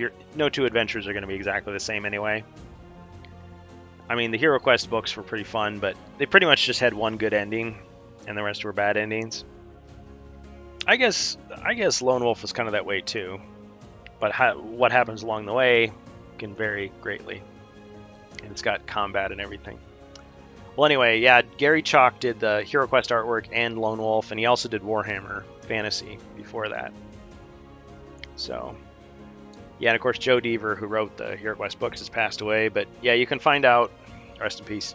You can find a lot of that stuff is released for free with the author's consent online on a website called Project Aeon. That's AON, Project Aeon, which is pretty awesome of them to do. And I think the books are getting reprinted too, but they may be slightly different than the original versions. So if you're trying to collect them, yeah, go ahead, get ready to spend a lot of money. I'm glad we got ours back in the day when they were fairly cheap. I think we're only missing like one of the books. Anyway, so back to Max Dunbar. He's the guy doing the new artwork. We knew Max Dunbar's unique style and bold line strokes would be well suited to the task. Quote, I was so incredibly excited and honored at the opportunity to work on the new HeroQuest game. When drawing the artwork for the cards, it was done with a great deal of reverence to the stunning work in the original game. We tried to keep the spirit of the original so that the artwork was referenced when coming up with the visuals for the new version of each card. Oftentimes, it was just a matter of taking those original ideas and reworking them to fit a bit of a new aesthetic or updating the characters shown. All the work was first done as a loose pencil sketch to figure out the best way to convey the card's subject matter. We sometimes went through a few rounds of revisions or changed the idea entirely. Once the idea was approved, I drew over the pencil sketch in ink to refine the drawing to its finished state. That's Max Dunbar. Yeah, it kind of makes you wonder, because usually with a board game, I mean, it is a big collaborative effort, but you don't really know. All you know is the name of the company and maybe the person who designed the original version. That's it. The inventor of the game. You don't get to hear about, who did the paintings and the drawings and who edited the stuff, who did the quests, the individual adventures, who crafted the pieces, the original sculptures, like that. It'd be like a movie credits. It'd just be super long. But Stephen Baker is usually credited as the writer or the inventor of the original HeroQuest. And then, of course, Gary Chalk doing the artwork. Les Edwards did the painting on the cover of the game. But other than that, it's like, who knows who else worked on it? Oh, there's like one or two people at Games Workshop who did the sculptures. I'm forgetting their names, but like some people know their names, but most of the people that worked on it, we have no idea who they are. Maybe they didn't want to be credited, or they did their commission and they didn't get credit. But whoever they are, thank you for giving us all these great memories. All those nostalgic memories about these cool games. Heroes in action. The sketches above highlight our new characters in art. A wizard hero reads the runes on a powerful magic relic on the artifact card Wizard Staff. An elf hero shows no fear and courage. Oh yeah, that's the picture of the female elf surrounded by blades. The dwarf hero search for treasure reveals a potion. A Barbarian quivers in fear. Originally, we requested that our barbarian be the target of a dread spell, Fear. However, we decided to change the point of view after seeing the spell illustrated. So they put like a skull face monster. Equipment and artifacts. In the original US version of the HeroQuest game, all equipment was found on the Armory board. We decided to use cards for our Armory, so heroes could always have their equipment cards available for easy reference. Max illustrated a broadsword above, which is the same lion-hilted blade that the barbarian wields on the front of the HeroQuest game box. Another adjustment we made was to the Spirit Blade card. In the original art, the weapon was waved at a goblin. Since this sword excels at destroying the undead, we asked Max to change the target of the sword's wrath to a skeleton. About the artist. When not working on HeroQuest, Max can be found at his other job, drawing comic books. In his time off, he loves to play Dungeons & Dragons or hang out with his wonderful wife, Claire, and their 2 cats, Barney and Lloyd, in beautiful Vancouver, Canada. Alright, this was probably what got me the most excited about this, was the Prophecy of Telor. Because I kind of had to do some research. I'm like, Stephen Baker, who the heck is that? Oh, okay. Because I didn't know. But yeah, so that's the picture of the Talisman of Lore. This is Stephen Baker. Have you ever had an opportunity to reconnect with your younger self? I have. Hasbro recently asked if I would be interested in designing a bonus quest to accompany the relaunch of the HeroQuest game. Wow! I had not written a HeroQuest adventure in over 28 years. The memories of my early career came flooding back. I pictured myself sitting at an old desk, thought back to the research and development team and all the great people with whom I used to work. How things have changed. At that time, there were only a few computers in the department. By the way, if you go to BoardGameGeek.com, you can see old pictures of Stephen Baker. Back when he had more hair and he was hanging out at the office. It's kind of cool.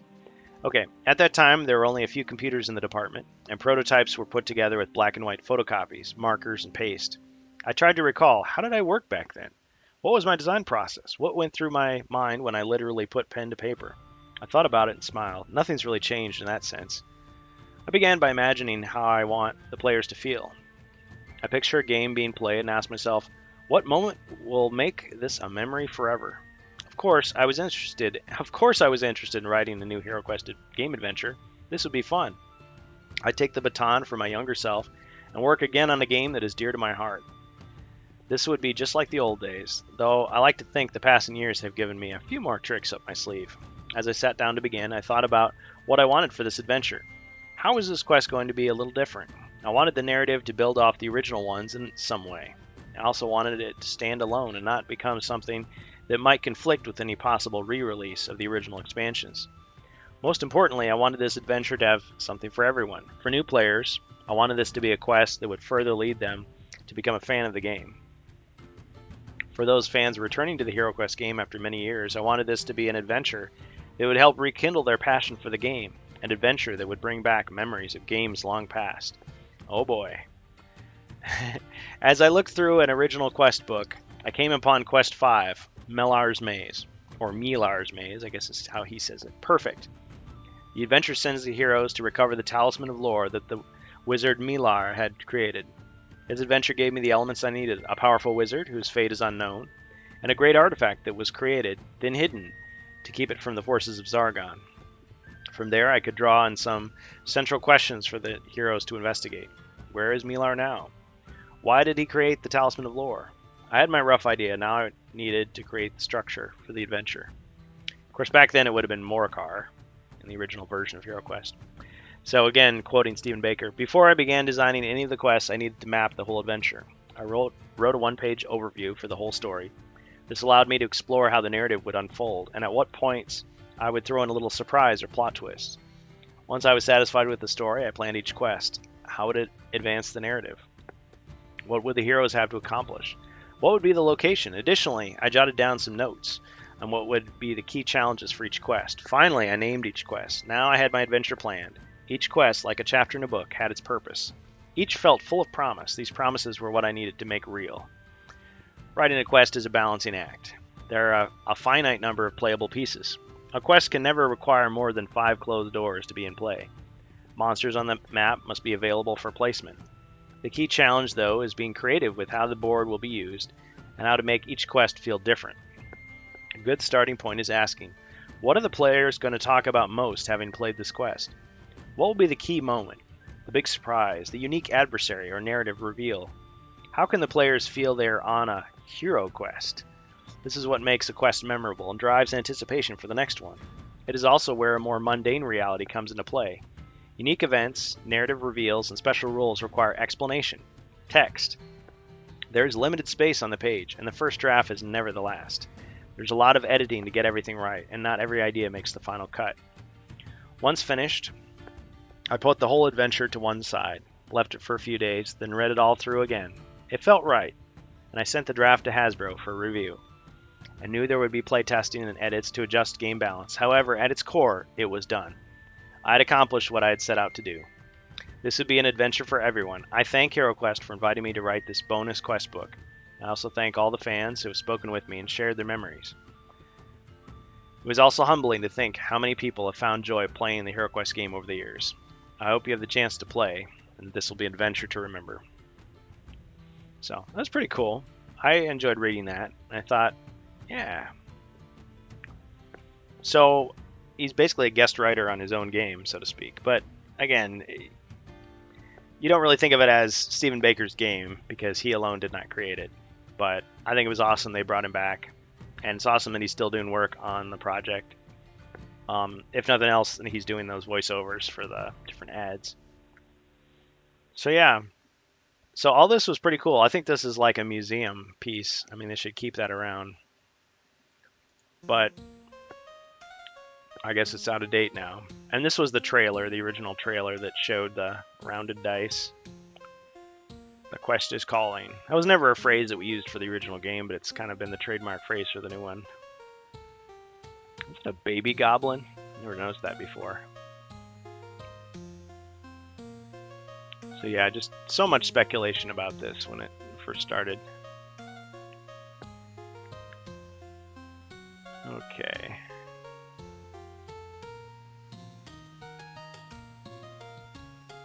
Okay, so I was trying to find the original page where we had all the pledge stuff on it.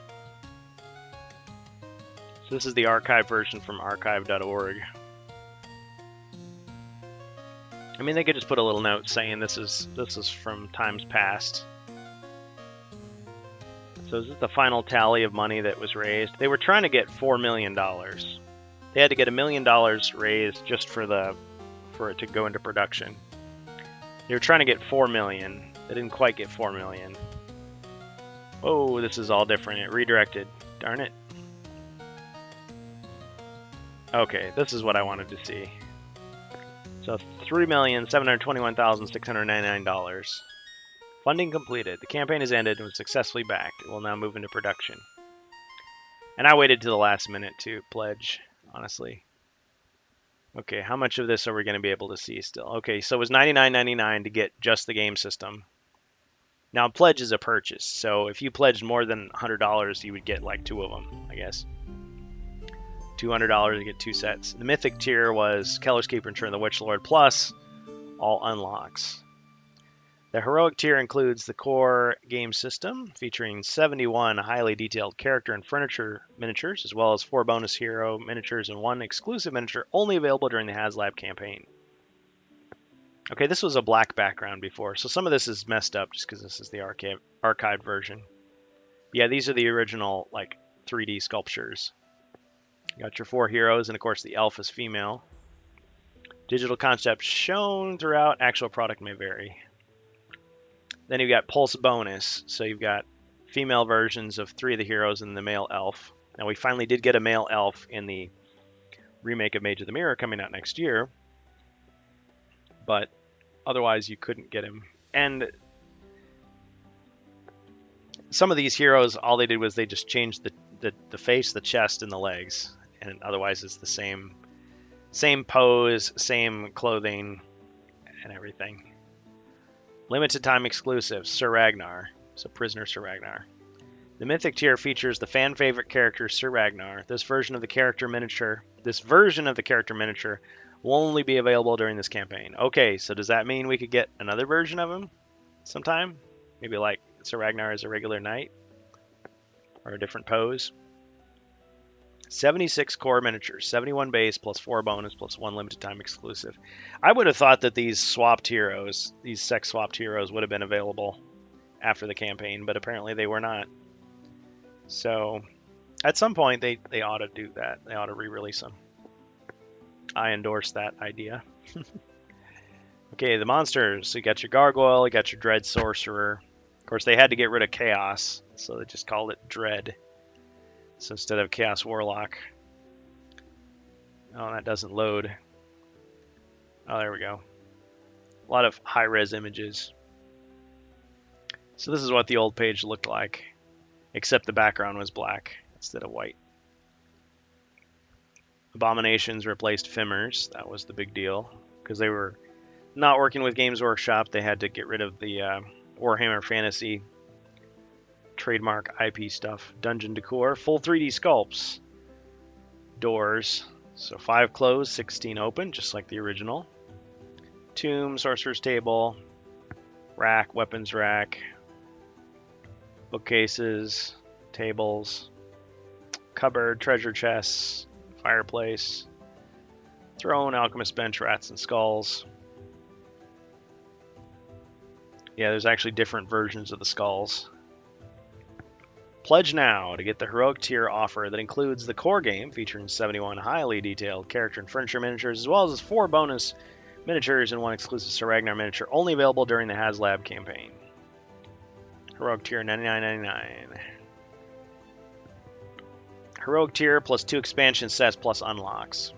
So everything was unlocked in the end. I mean, they didn't quite get enough for the dragon and the alternate gargoyle, but in the end, they ended up throwing those in anyway, which was cool. Mythic Tier includes the Heroic Tier offer, as well as 2 game expansions, 2 more exclusive figures, all available unlocks. So that's the one that I ordered.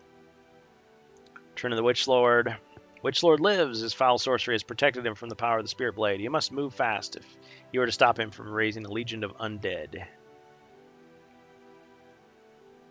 So the reinforced door and the iron door, limited time exclusives. These almost look like they're white metal, but they would have been just gray plastic if we hadn't complained, I guess. Mentor and Wizard hero card, Witchlord. And here I was like, Mentor? What? That's Zargon. And then I realized, oh, in the original version, the evil Santa character with the red cape is supposed to be Mentor, and we don't know what Zargon looks like. There's various interpretations. Of course, in the sticker album, that was Zargon, and the guy in blue was Mentor. Now, Keller's Keep. Do you dare to delve into the depths of Keller's Keep, crawling with sinister monsters and menacing goblins? Are you brave enough to make the journey? Interesting how they contrast monsters with goblins. Realize that. It's like, aren't goblins monsters? The first Hero Quest expansion features more miniatures for your collection, as well as 10 new epic adventures to test the power of your heroes. I'm not kidding about that. It's a hard one. Pledge now, blah, blah, blah. Mythic Tier. Mythic Tier unlocks. Okay, here's the part that everybody was stressing out over. Below unlocks available when stretch goals are met. So 1.2 million, Warlock Hero by Shauna Nakasone. 6 extra combat dice. And unfortunately in the picture they show the rounded corners, but they were square corners. So I think they would have been cooler like that, but different preferences. So 1.4 million was those extra combat dice, and the 2 extra skeletons 1.6. I think I just blinked once and it was already at 1.6, so they were already like off to a huge start. 2 extra goblins at 1.8, so with the not quite Wolverine claws, but these double claws. 2 of those.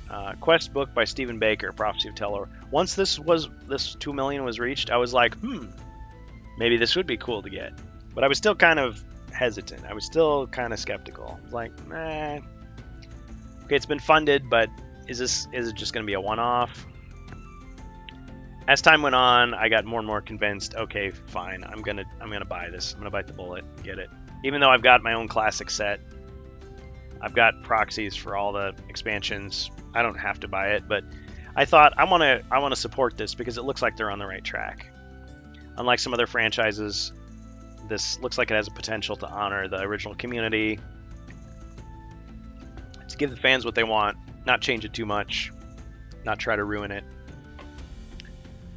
Druid Hero by Nikki Dawes, 2.4 million. 2.6 was 2 extra orcs. That's a cool looking orc, I thought. The hammer. 2 extra mummies. That's a cool looking figure. I actually think this design looks better than the final version, but it still looks good. 3 million quest book by Teo Sabadia, Spirit Queen's Torment. A lot of people were skeptical of this. They were saying, "Oh man, this guy, like, he doesn't know what he's doing." I mean, it wasn't as good as Prophecy of Telor, to my mind, just looking through it, but still looked all right. And really, even though he wrote some new lore, I'm sure he didn't write anything that wasn't approved by Hasbro. So, good or bad, you can't really blame him personally for it, I don't think. But I didn't think it sounded that bad, and really it's just an optional quest anyway. So, you can always skip through it. I mean, they gave you, let's see, the Stephen Baker one was 13 quests, it turned out. His was 14. And then later you're going to see the Joe Manganiello one was 10. So it's a lot of quests. Brand new stuff. For the first time in 30 years. Official. Pretty good. The Bard Hero was 3 million. And see, for a long time, this was all that we could see. We couldn't... I think at first they only revealed up to the Stephen Baker one. That was as far as you could see. And at some point, then they started showing these other ones that you could unlock. Right up to the Bard. And was like, okay, that's going to be it. And then in the last couple months, the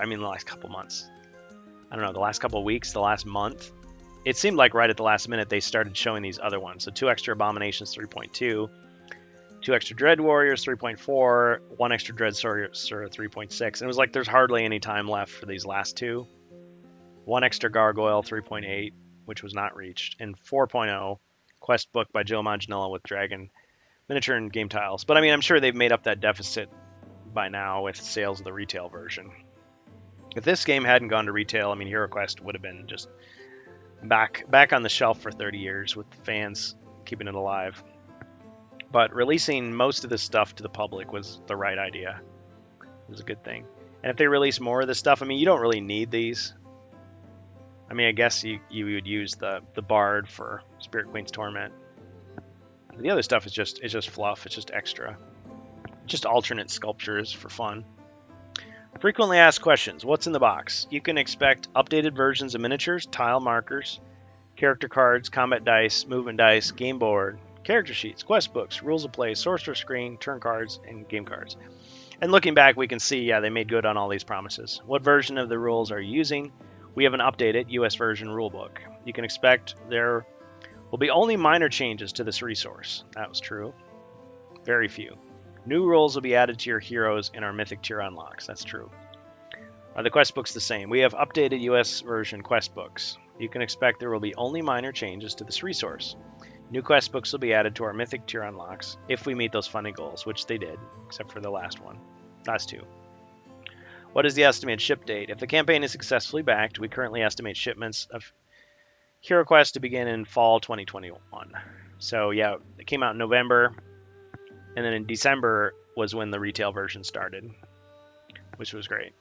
What size of the figures, game pieces included? Minifigures are planned to be 28mm scale, but their actual height will vary by character size. Will all the models be gray? Based on community feedback, we've decided to differentiate model colors. So red for heroes, yellowish, white for undead, brown and gray for furniture, gray for chaos warrior or dread warriors, and then green skins were green. So that was the right decision. Guest designers. Teo Sabadia. When designing the Spirit Queen's Torment, he says, I was inspired to create a narrative that was exciting to the players, creating interesting locations and unexpected situations. Just as importantly, I wanted the narrative to feel compelling as a story. I hope the players will be captivated by unraveling the mystery of the Spirit Queen and deciding how the tale should end. Lastly, I wanted to help create the sense of a larger world with ancient orc kingdoms that once mastered magic, and to give a new voice and perspective to the orcs as allies and heroes. So people were worried that, oh man, he's going to ruin the orc lore, but I don't really think he did. I mean, the idea that some of the orcs were not completely evil, like way back when, I mean, most of them are evil cannon fodder orcs like they always were. And the idea that Mentor is not the only like good wizard, that there's other people that help him out, I don't know, kind of diminishes him a little bit, but it's not that hard to imagine. So Considering he could have gone way in any direction, I don't think he deviated that much from the pre-established HeroQuest lore that people were familiar with. Stephen Baker. Ever had an opportunity to reconnect with your younger self? I have. Oh yeah. So this is just a repeat of what Stephen Baker wrote in that little article about him. So pretty cool. It's like, oh, so that's the guy from back in the day. Nikki Dawes. When I was asked to create the Druid character, I wanted to start with a succulent. Okay.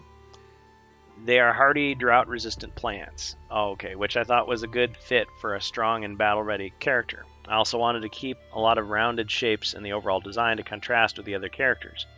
I included this with the way her hair wraps around the succulent headpiece, the rounded forms of the braid itself, and curved lines of her body markings and her soft body shape. I also wanted to keep her clothing simple and something she could quickly move around in, so actually based her simple leather top and bottoms on gym clothes with some fancy leaf ornaments.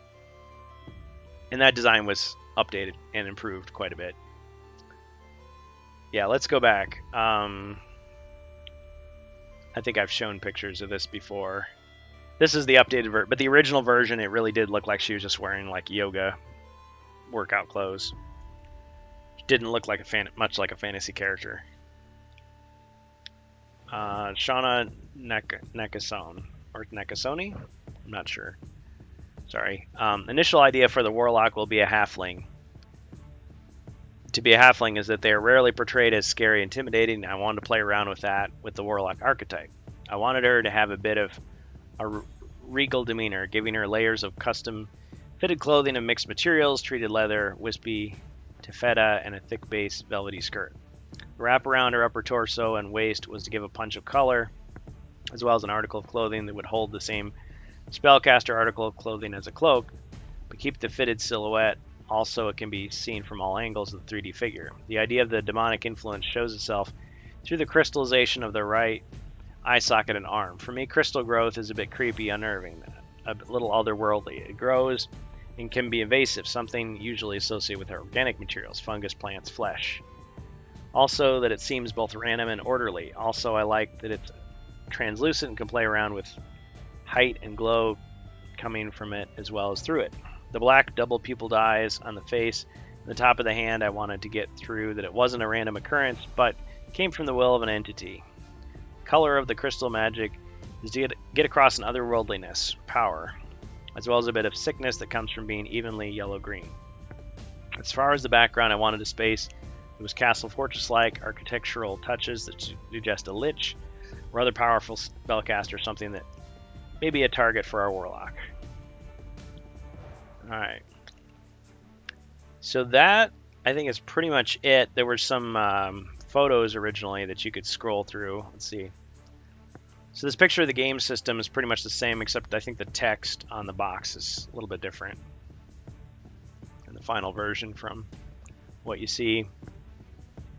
The character sheet design was different in the final version. So is the way the rule book. Well, the quest book, yeah, looks different. The dice are different shape, and the pips on the movement dice were just white. This is obviously digital. All the miniatures were color-coded, which I think was definitely an improvement. I want to say the shape of the GM screen was just a little bit, not quite so curved like that. Here's the board. Where's the boot? The boot is gone. There's no boot. Yeah, 1 by 1 inch game grid. And of course, it was a quad fold board. It was a bigger board. Very sharp detail. I think it looks pretty good.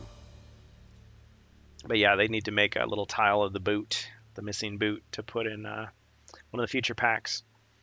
You are the barbarian, the greatest warrior of all, but beware of magic, for your sword has no defense against it. 1 inch base diameter. I kind of didn't like the fact they just put a big rock for him to balance on. So he's not tall enough, so he's got to just have a little step. But I thought he looked cool. The dwarf, I thought, he's got this giant weapon. He's got a giant head. He almost looks like a giant baby. I guess I've exaggerated that a little bit because, I mean, his arms are really huge too. But He's like scaled up. He's not like a small man. He's just a giant who has been squished down. I guess he looks cool, but I like the original dwarf better. I like the classic elf better, even though the armor looks cool. But the fact that the male and the female elf look almost exactly like the same figure is kind of boring. I think they should have differentiated them a little bit more. So I guess the hand outstretch is supposed to be like magic, or it could be like opening a door. This is more detailed than the final version. Of course, all that wispy stuff was going to be weird. Of course, I knew they'd be using like bendy plastic. So it's like, okay, that stuff's not going to snap off. There's the cards. Now you can see there's more exaggerated versions of the figures on these cards that we got. The final designs were all right. Like some of these I thought, they look kind of weird, kind of a little too cartoony. Not that the original weren't cartoony, but just a little bit too much. I really thought the gargoyle was boring compared to the old one. I still kind of do think that. The Chaos Sorcerer looks alright. Looks a little more generic in the miniature. I thought the mummy looked really silly. But that's just the way the photo is taken. The angle, it's like foreshortened body and everything. In actual practice, I mean, he's doing the walk like an Egyptian pose that everyone's made fun of. But he looks much better than this picture. This picture, he looks kind of silly. The zombie looks so boring. I prefer the one with the hog splitter, that big cleaver. Kind of a sword and shield is pretty generic. But I mean, if you didn't have the original to compare it to, you'd say, yeah, pretty good looking figure. Oh yeah, and this I commented on, these original card designs. This potion of healing is a +4 healing. This is not actually in the final version. Instead, it was the 1d6, just like the North American version. But this 4 body point restoration was for the European version. But I actually clipped this out and printed it so that I could have this as a card and put it into the treasure deck, have some extra healing potions, because you can always use those. Poker size cards. And yeah, I tripped down memory lane with these. These were the bonus heroes. They didn't put armor none on the cards for some reason. Thought the dwarf looked alright. Again, the barbarian looks cool, but why did they put those big rocks for her to stand on? Why was it necessary? Just keep the same design with all of them. The wizard looks alright. But again, it would have been kind of nice just to have more differentiation between the male and female versions. Same with the elf, of course. And here were the cards. These are basically the same as what we got in the final version. These like building-sized elementals, just destroying cities instead of just being like. But I mean, it's like each element like personified almost, except chaos is just nothing. It's just a bunch of stuff flying at you.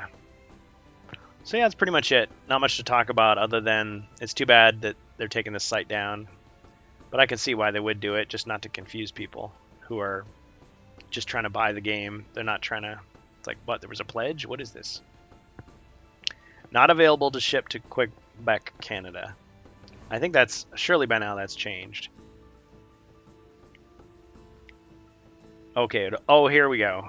So the crowdfund project will run from. This was not Kickstarter. This was all Hasbro Pulse. From September 22nd, 2020, to November 6th, 2020.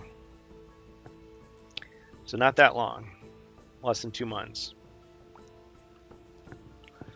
So anyway, that's pretty much it. We're up to the 5 o'clock hour, so I guess I kind of went down that rabbit hole, but Isometric Hero Quest still needs some work. I'm still making a mod for it where I'm replacing the original animations that Lurch Brick used with digital photos that have been posed of the miniatures, plastic miniatures. Make it more old school. So yeah, tomorrow we'll be having our usual Saturday Hero Quest. Oh, and I had some comments. I'm so sorry. Let me address these comments. So Elberg says, I mean, this isn't a special website by any means. Really a loss to see it go. They don't put it elsewhere. I agree.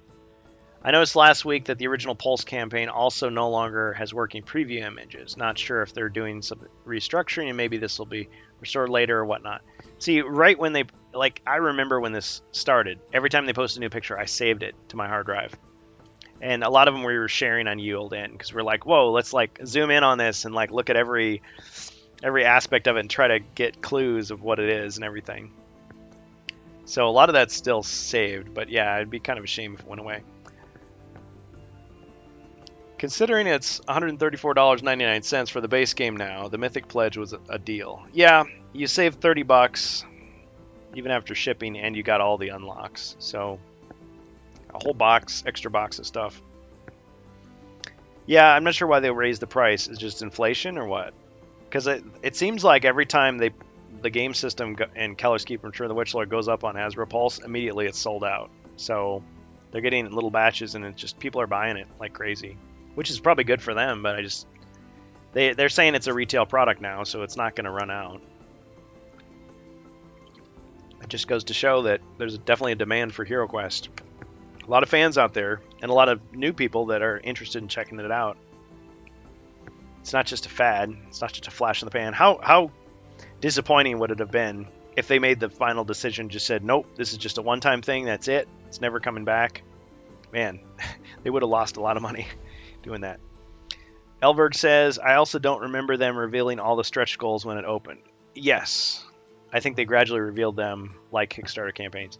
No, you're 100% right about that, Elberg. So some people had forgotten and we kind of went back and forth, but I remember clearly it was up to a certain point and then they revealed some more and then they revealed the last bit. But I feel like the third tier, if you will, of stuff, the third list, was revealed so late in the game, like very few people probably even had a chance to notice it was there and try to pledge. Because a lot of people were like, oh man, the dragon, I wanted a dragon so bad, why didn't they have it? Oh, like they were so disappointed. And it's like, if they'd known it was going to be listed from the beginning, maybe they would have ordered more sets. I don't know. Of course, what are you going to do? Like order like 4 sets and like sell 3 of them on eBay? So, but I think what really happened with a lot of people is there's a lot of people out there that remember the old HeroQuest who didn't hear about the pledge campaign until it was over. So they just weren't on Twitter or whatever looking at stuff, and they didn't realize, oh wait, HeroQuest is back. Oh, I should find out if it's not too late for me to pledge. You know, oh, it's gone, it's over. Darn it. And they had to wait a year and a month, and then they could have bought it. So yeah, I think if they'd given it a little bit more time, like even just another month, they would have gotten more orders. Because actually the numbers went down. I think because some people may have withdrawn their orders at the end. I don't know. Let's see. Nikki also designed the character art for the Bard, Guardian Knight, and I believe the Rogue.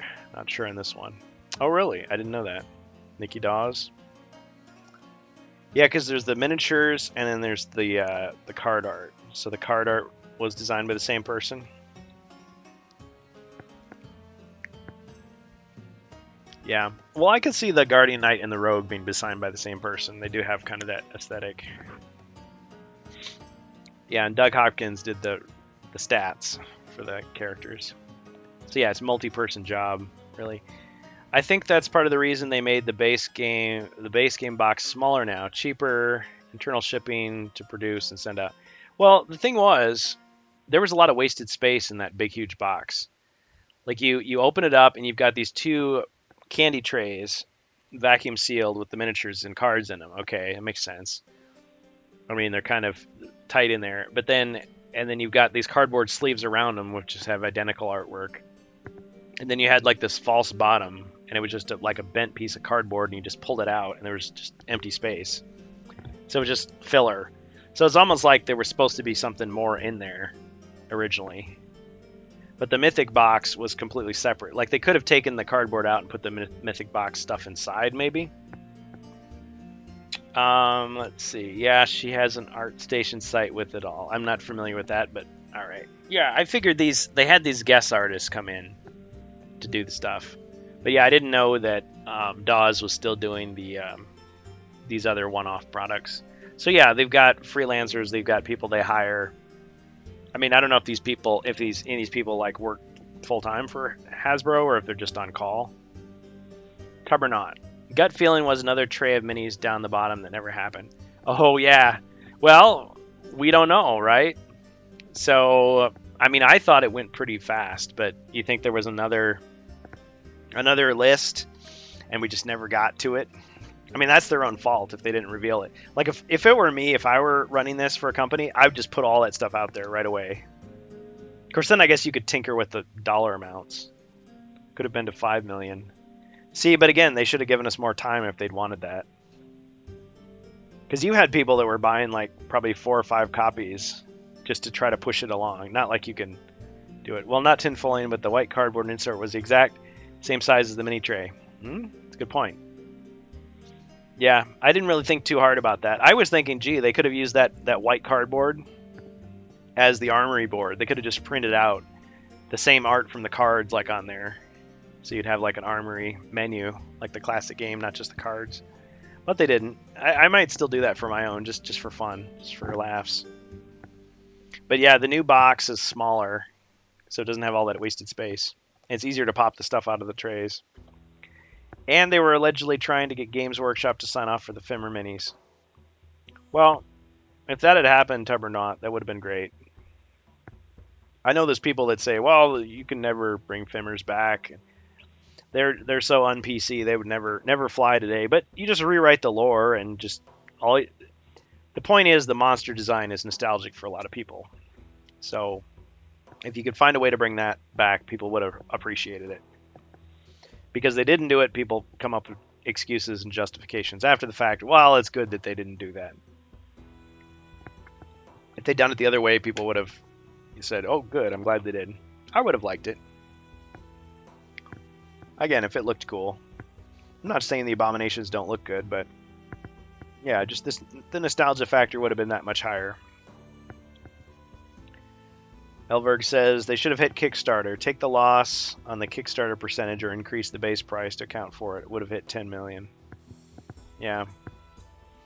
I mean, for 150, that's a pretty good price. Like I've often said, like a $200 for a board game is a lot. Like I better really love that game, and I'm just gonna play the heck out of it.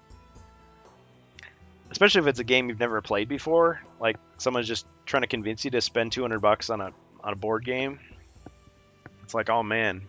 Unless I'm the type of person that just buys board games all the time, like money's no object, I don't even care. If you're just an average consumer, like, okay, I can buy Monopoly for $50 or whatever it costs nowadays with inflation. I'm going to spend twice that on like a really good game, and I'm going to spend even more on something like this, considering you probably got it for $20 back in the 80s or the 90s. Yeah, what's done is done. I mean, imagine if every time there was a new expansion, they did a Kickstarter for it. Like, that would start to get old. That would start to get annoying, I think. So I'm glad they're not doing that. But just to get it going, just to gauge interest.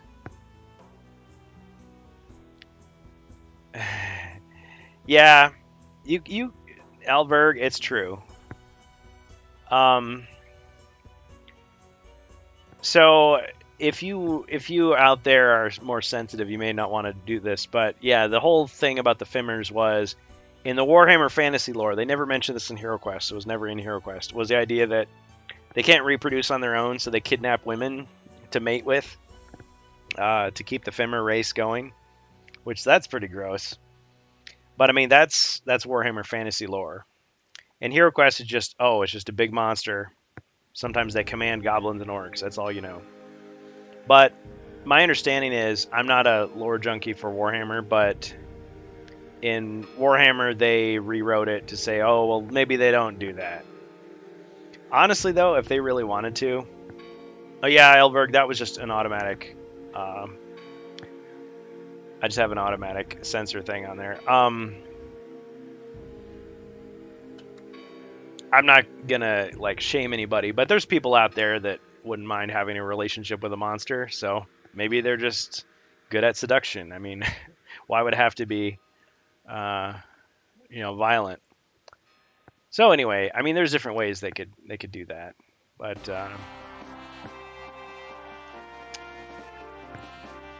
Ribby says, 2 more friends of mine from Texas have picked up copies of Base Hero Quest. It grows! The legend grows. Yeah, like the old commercials. Well, I'm looking forward to tomorrow. I think this was pretty good because, yeah, I didn't really know they were going to take the website down, and that kind of got me thinking about all this and thinking back to the beginning of this remake, this Hero Quest remake. Because for me, I mean, Hero Quest was a game that my brother had, and of course we were going to play it. We played it a lot in like late 1990, early 91. And since we got Keller's Keep and True the Witch Lord fairly early, we may have mostly played it in 91. And then probably by 93, 94, I mean, it was all about video games and hanging out with people at school, so barely played it after that. I did, but like my siblings, I think, kept on playing it for a while. And then we left it in the shelf until like 2002. And it was like, oh yeah, remember this old game? Let's like clean it off and like, see if it's like we were like finding pieces and like getting it back together, gluing some of the stuff that had broken. And it's like, oh, let's play it. And it was like, oh, let's check and see what stuff is online. And it was like there were all these auctions on eBay. It was like, oh, sweet. There's like other expansions you can get. Awesome. Let's try to find a good deal. We never really did because we didn't buy much stuff online then, and stuff still went for a lot. It's like, oh, opening bid $20, and then it's like $200. That's too much. Forget it.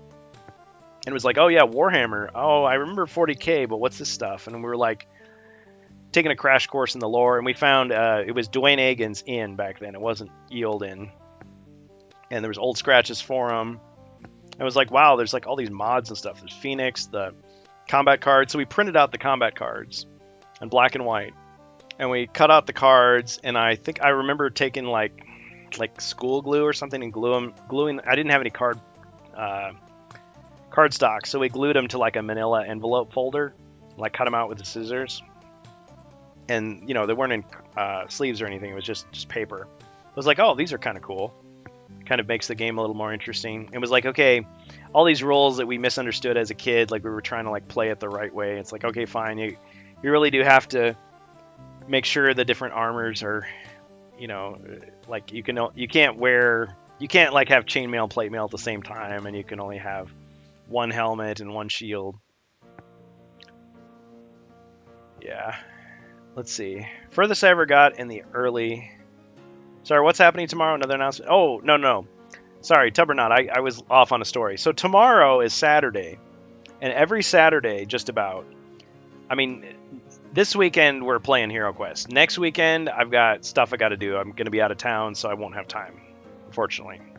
I'll have to cancel the Randcast as well.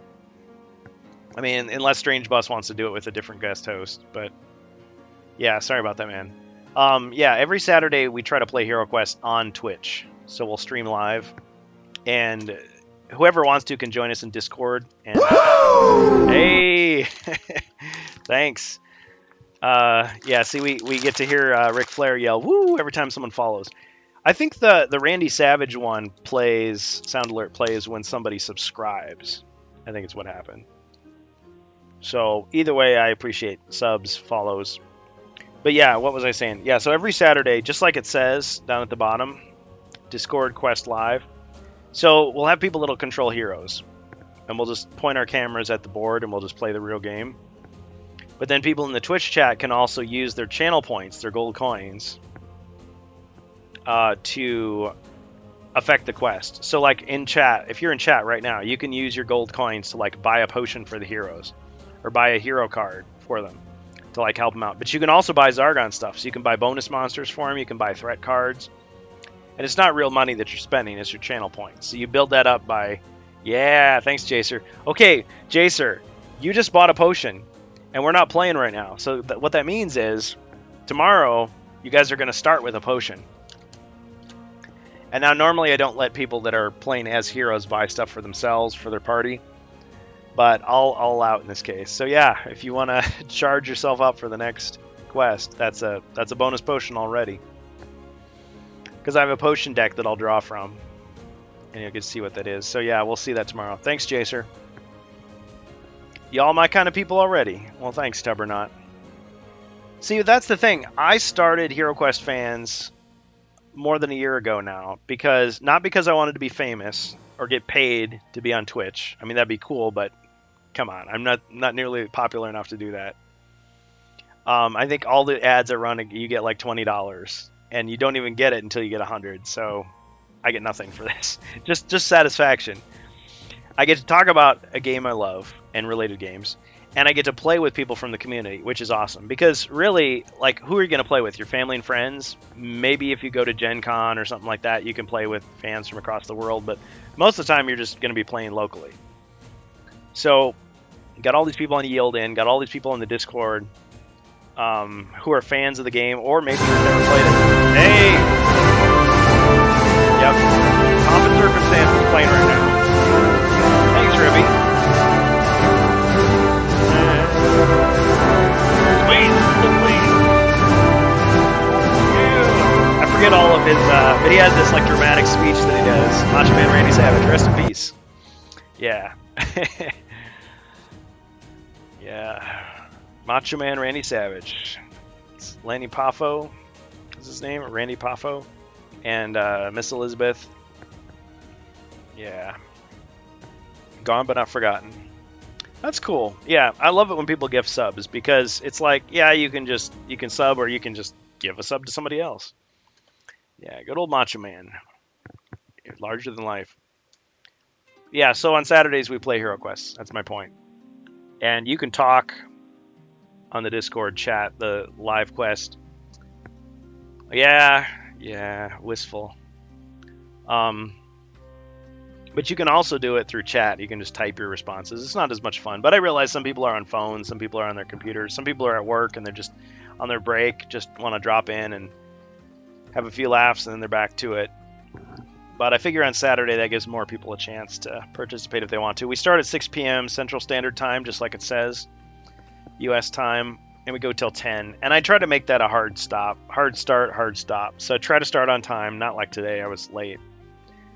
But a 10 o'clock stop, so if you need to get up Sunday, you don't have to be just a zombie.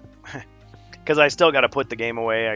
Because I've got a small apartment, so I need the space for other stuff. I can't just like leave my game out all night. So I got to put everything away. So, yeah, it's good. What time is it currently? I'm in Australia. Hey, it's got to work out clocks. Okay, right now it's 5:17 p.m. where I am. You can actually check out international time, but yeah, I'm in the central time zone, so it's 5:17 p.m. right now. Now again, we're not playing HeroQuest today. We're playing it tomorrow, Saturday. And the 19th and the 20th of August, I will be off. So no HeroQuest there. But really, don't let that stop you. If you want to play with your friends, go for it.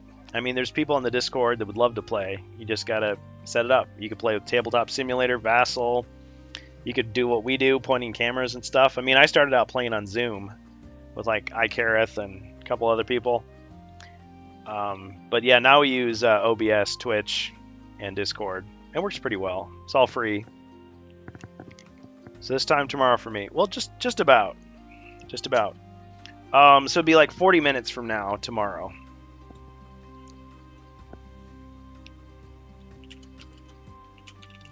$40 minutes and one day be playing HeroQuest live. If that makes sense. 6 p.m. Central.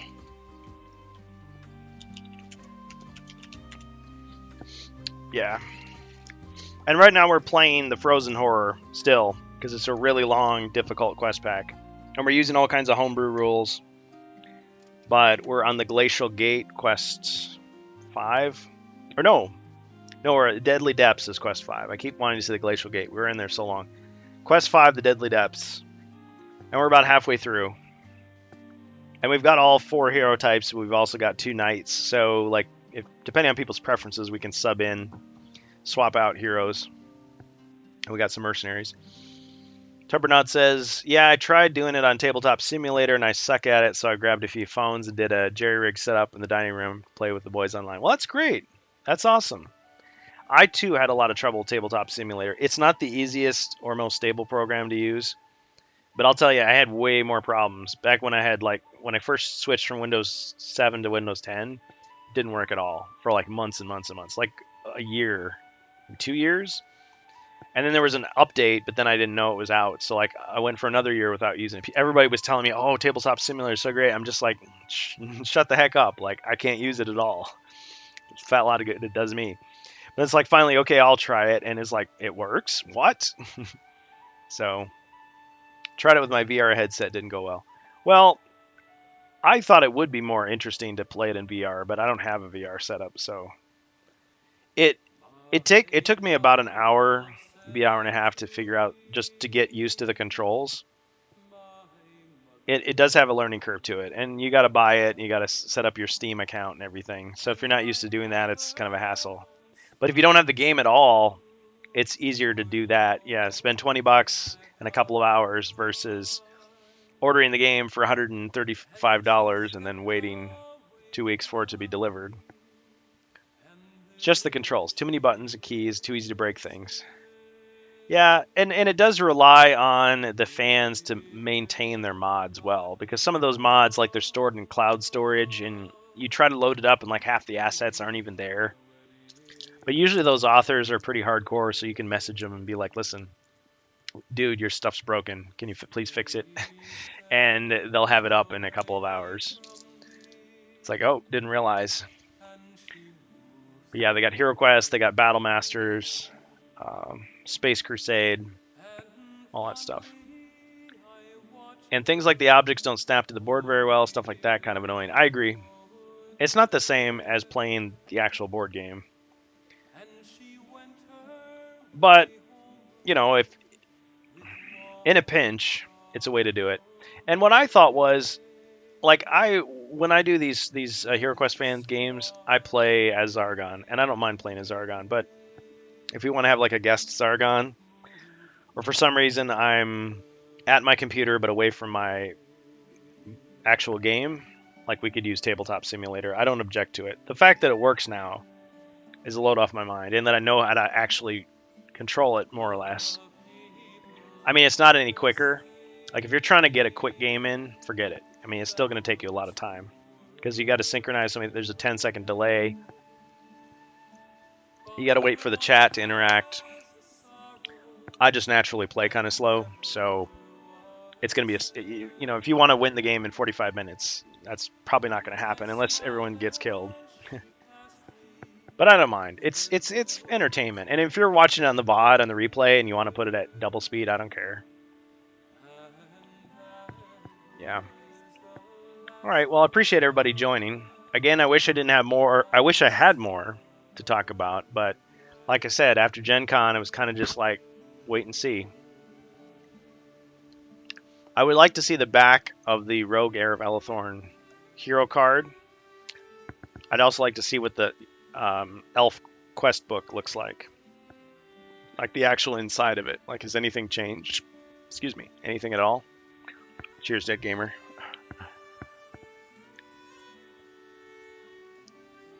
There's the Discord.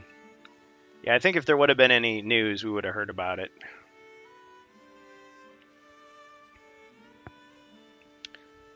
Spoilers. Yeah, here's the Avalon Hill Discord, so there's just a ton of people in here. I'm not jealous or anything. I mean, they're obviously a big company, but they have the work cut out for them. So they got 217 people online. They got some bots. We don't have any bots. Some bots to help out. And then they've got a bunch of people offline, I'm sure, too. Wait, is this all offline people? Oh, there's a bunch of bots in there. Oh, they don't show the offline people. That's interesting. Yeah. But as you can see, a lot of the people that are in our community are in theirs and vice versa. So everybody's welcome. I mean, as long as you like HeroQuest, that's really the only thing. You want to talk about it, play it, whatever. But they've got this whole thing for HeroScape.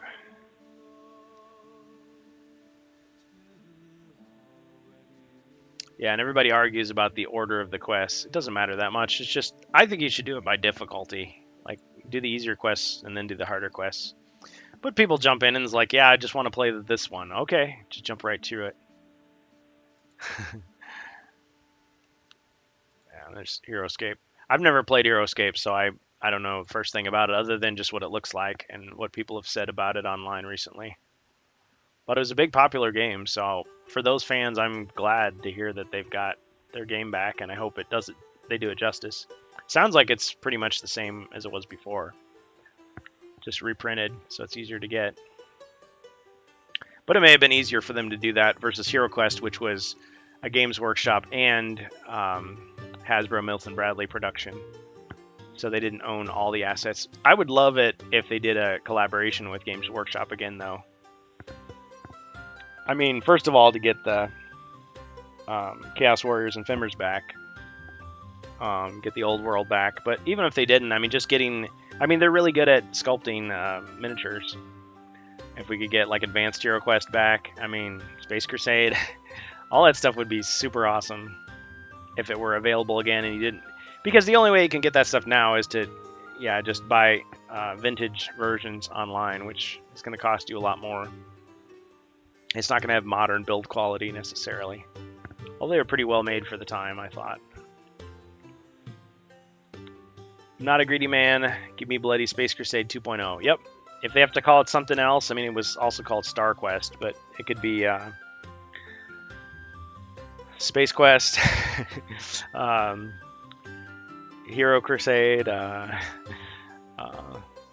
Star Heroes. I don't know. But there'd be creative ways they could do it without Games Workshop. But yeah, it'd be much easier if they just had the license to work with them. No Games Workshop, please. Call the mobs what you want. I'm thinking I may order some Fimorians from Zealot Miniatures in the EU. It's a beefy Fimmer. Yeah, I've heard of those. Star Crusade. The thing is, though, I think if they did enter into an agreement, I don't think it would necessarily ruin everything. Like, people complain about Games Workshop. They say, oh, they're too greedy. They've got... everything is meant to just like be limited release, exclusive, keep you buying and buying and buying, like it never ends. Well, it's like that's their whole business model. Hasbro is like, oh, games for the whole family. That's what it is. And yeah, they do have the Pulse, which is like the collector's products. The exclusive limited edition retail stuff is separate from that. But I mean, what would be wrong with it if they released like an Advanced HeroQuest and said, okay, here's the base game, it's got everything you want, but if you want to buy more of our products, here's like a little supplement and there's new rules for those new miniatures and here's our catalog. See, they could still get their foot in the door. And if, you're old school and you just want to just put your foot down and say, nope, that's it, that's all I'm buying, that's okay. And then if you are one of those people who wants to jump on the bandwagon and buy all their stuff, like, go for it, knock yourself out, why not? It's just like HeroQuest. You could have bought all the expansions, or you could just buy the base game and just make it up yourself. Hey, Count Cogbox. Yeah.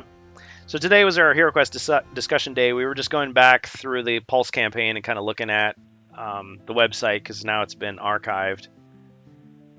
If you try to go to the Avalon Hill fundraiser for Pulse, it just redirects to the store now.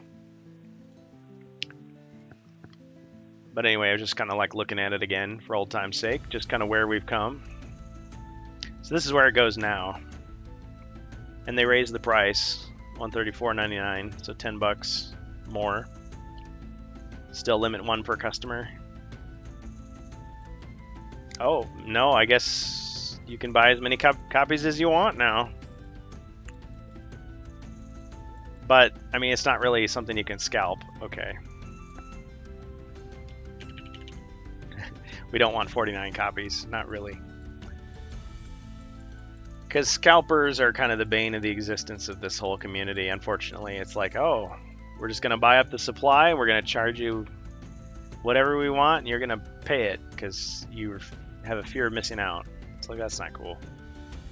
I mean, I know it's an entertainment product, but still.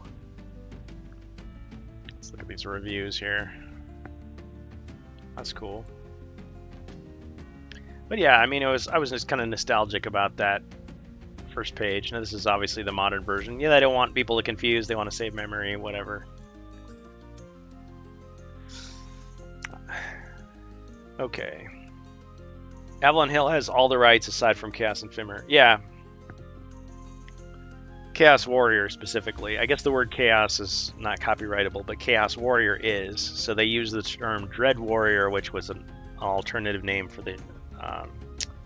I guess they were also called Dark Warriors. They were called Dark Warriors in the Japanese version. And the Fimmers were called Mono Lizards in the Japanese version. That was Takara. So, maybe. But that specific design, you know, the Cyclops, green Cyclops with a club tail, lizard man, called a Fimmer, Fimorian or whatever. But yeah, Dungeons and Dragons, Hasbro owns that, and Clue, and Risk, and HeroQuest, and a bunch of other stuff. Now they have licenses with a lot of things. So like they get Star Wars products, and Power Rangers, Transformers, G.I. Joe. Well, I guess Transformers and G.I. Joe they own. But what else? They have done collaborations with Games Workshop more recently, you know, than the 90s. Because there was a Warhammer 40,000, Warhammer 40k Risk edition. And I mean, that's explicitly Games Workshop. Of course, those figures are too small to really be used with these games. Not sure why they give a piece of the pie back to Games Workshop, which they'd have to split profits from the order to do so. I don't see it happening. Well, on the other hand, Alberg, you could look at it this way. Both companies have like built-in fan bases. Like they have huge audiences. So if they could get a whole bunch of Games Workshop fans to buy HeroQuest, because now why would they care about HeroQuest, right? I mean, maybe some of them do, but they would make a whole bunch of money that way, I would think. And they could still open the door to more just casual fans jumping into Warhammer 40k or Age of Sigmar, whatever. And yeah, it's like people have limited money, so maybe they aren't gonna like spend all their money on Games Workshop and then a tiny bit of money on Hasbro. But yeah, I could just see it as they could work out a deal where both companies come out ahead, come out winning. It could be just a one-off, or it could be an ongoing relationship. But I mean, they did it before. They did it with HeroQuest. They did it with Battle Masters. I don't think those might have been the only two, but because Games Workshop did Advanced HeroQuest completely by themselves. Space Crusade. No, Space Crusade was a Milton Bradley game also. So Space Crusade, StarQuest was another tie-in back in 1990. And Advanced Space Crusade, I'm not sure if Milton Bradley had anything to do with that one or not, or if it was just Games Workshop. But yeah, if you look at the old boxes, you see the Milton Bradley Games logo right on there, and you see the Games Workshop logo right on there. Plus, you know, a lot of people are mad at Games Workshop now, so maybe they wouldn't want to be part of it. On the other hand, they might see it as, okay, here's the company catering to the fans again, so maybe they would win some of those people back, win some of that goodwill. I don't know. Maybe. Okay, let's see. Yeah, I'm just saying, who's to say it could never happen? I think some good could come out of it if they did it. Because they've already made it clear the direction that HeroQuest is going. They're not trying to reinvent the game, they're just remaking it. And they're adding to it. And yeah, some of the lore changes have been a little bit controversial, but they haven't changed a whole lot. Because a lot of HeroQuest it's just almost a blank slate, really. And if people want to bring in some of that Warhammer Fantasy lore, this would be an easy way to do it. And I mean, for all we know, I can imagine Games Workshop like republishing some of their old books or making a new supplement saying, hey, if you want to learn more about our interpretation of these characters, here's a couple books you could buy. And I know a lot of people will just be satisfied just to play the board game, but maybe they would be interested in that, and that'd be more sales for them.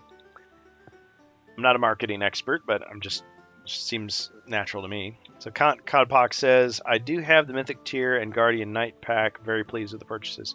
Yeah, me too. But I'm just thinking, like, if I had missed out on those and I was and I really wanted it, I'd be angry. I'd be like, I don't want to pay $400 for this. I mean, $200 for the Guardian Knights that originally were originally released for $15. That would piss me off. Like, I wouldn't buy it. I would refuse to buy it. That's ridiculous. And $150, okay, but $300, so double the price. $600, quadruple the price. That's insane. Like, I don't need the game that much. Like, I can just go buy the vintage version for like $200, and it's going to be, yeah, the box will be a little beat up. Maybe I'll have to glue some of the swords back on, but I'm going to have a game. I can enjoy it. It's like, that's just ridiculous. So if they were to put that stuff into retail again, those exclusives, you would make a lot of people happy. You'd make a lot more people happy than you would disappoint, like the few people that did get it. Because reasonably, what? You have like maybe like 10,000 people who got the remake, 20,000 people versus like millions who could have the retail version. Managed to get 2 copies of the Mythic Edition, gave the contents to my buddy for his birthday. That's pretty cool, yeah. I almost was going to give away my copy too, because I thought if I don't like this, I can find it a good home, but I liked it well enough.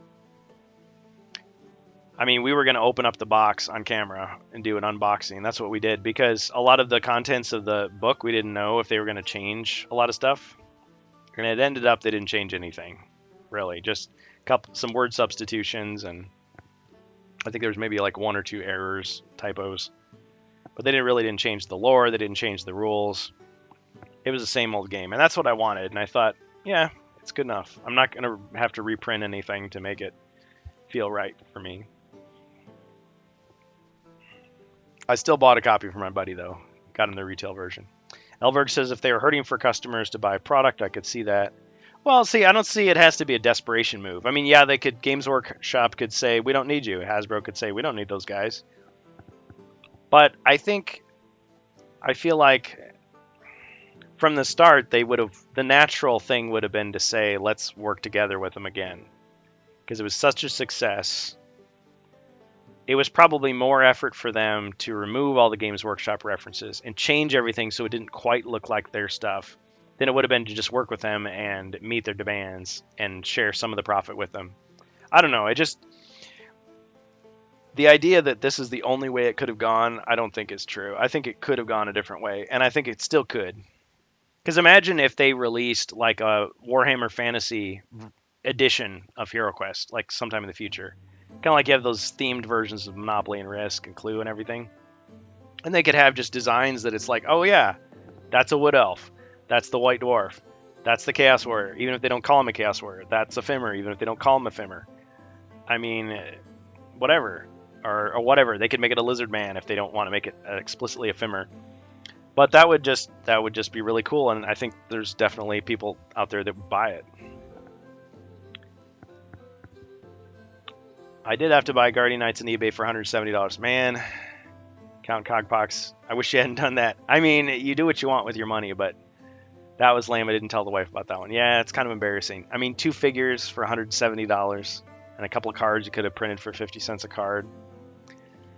I mean, if you left it in the box, I guess you could sell it again. But the thing is, what if they re-release it? Then you're going to be like, man.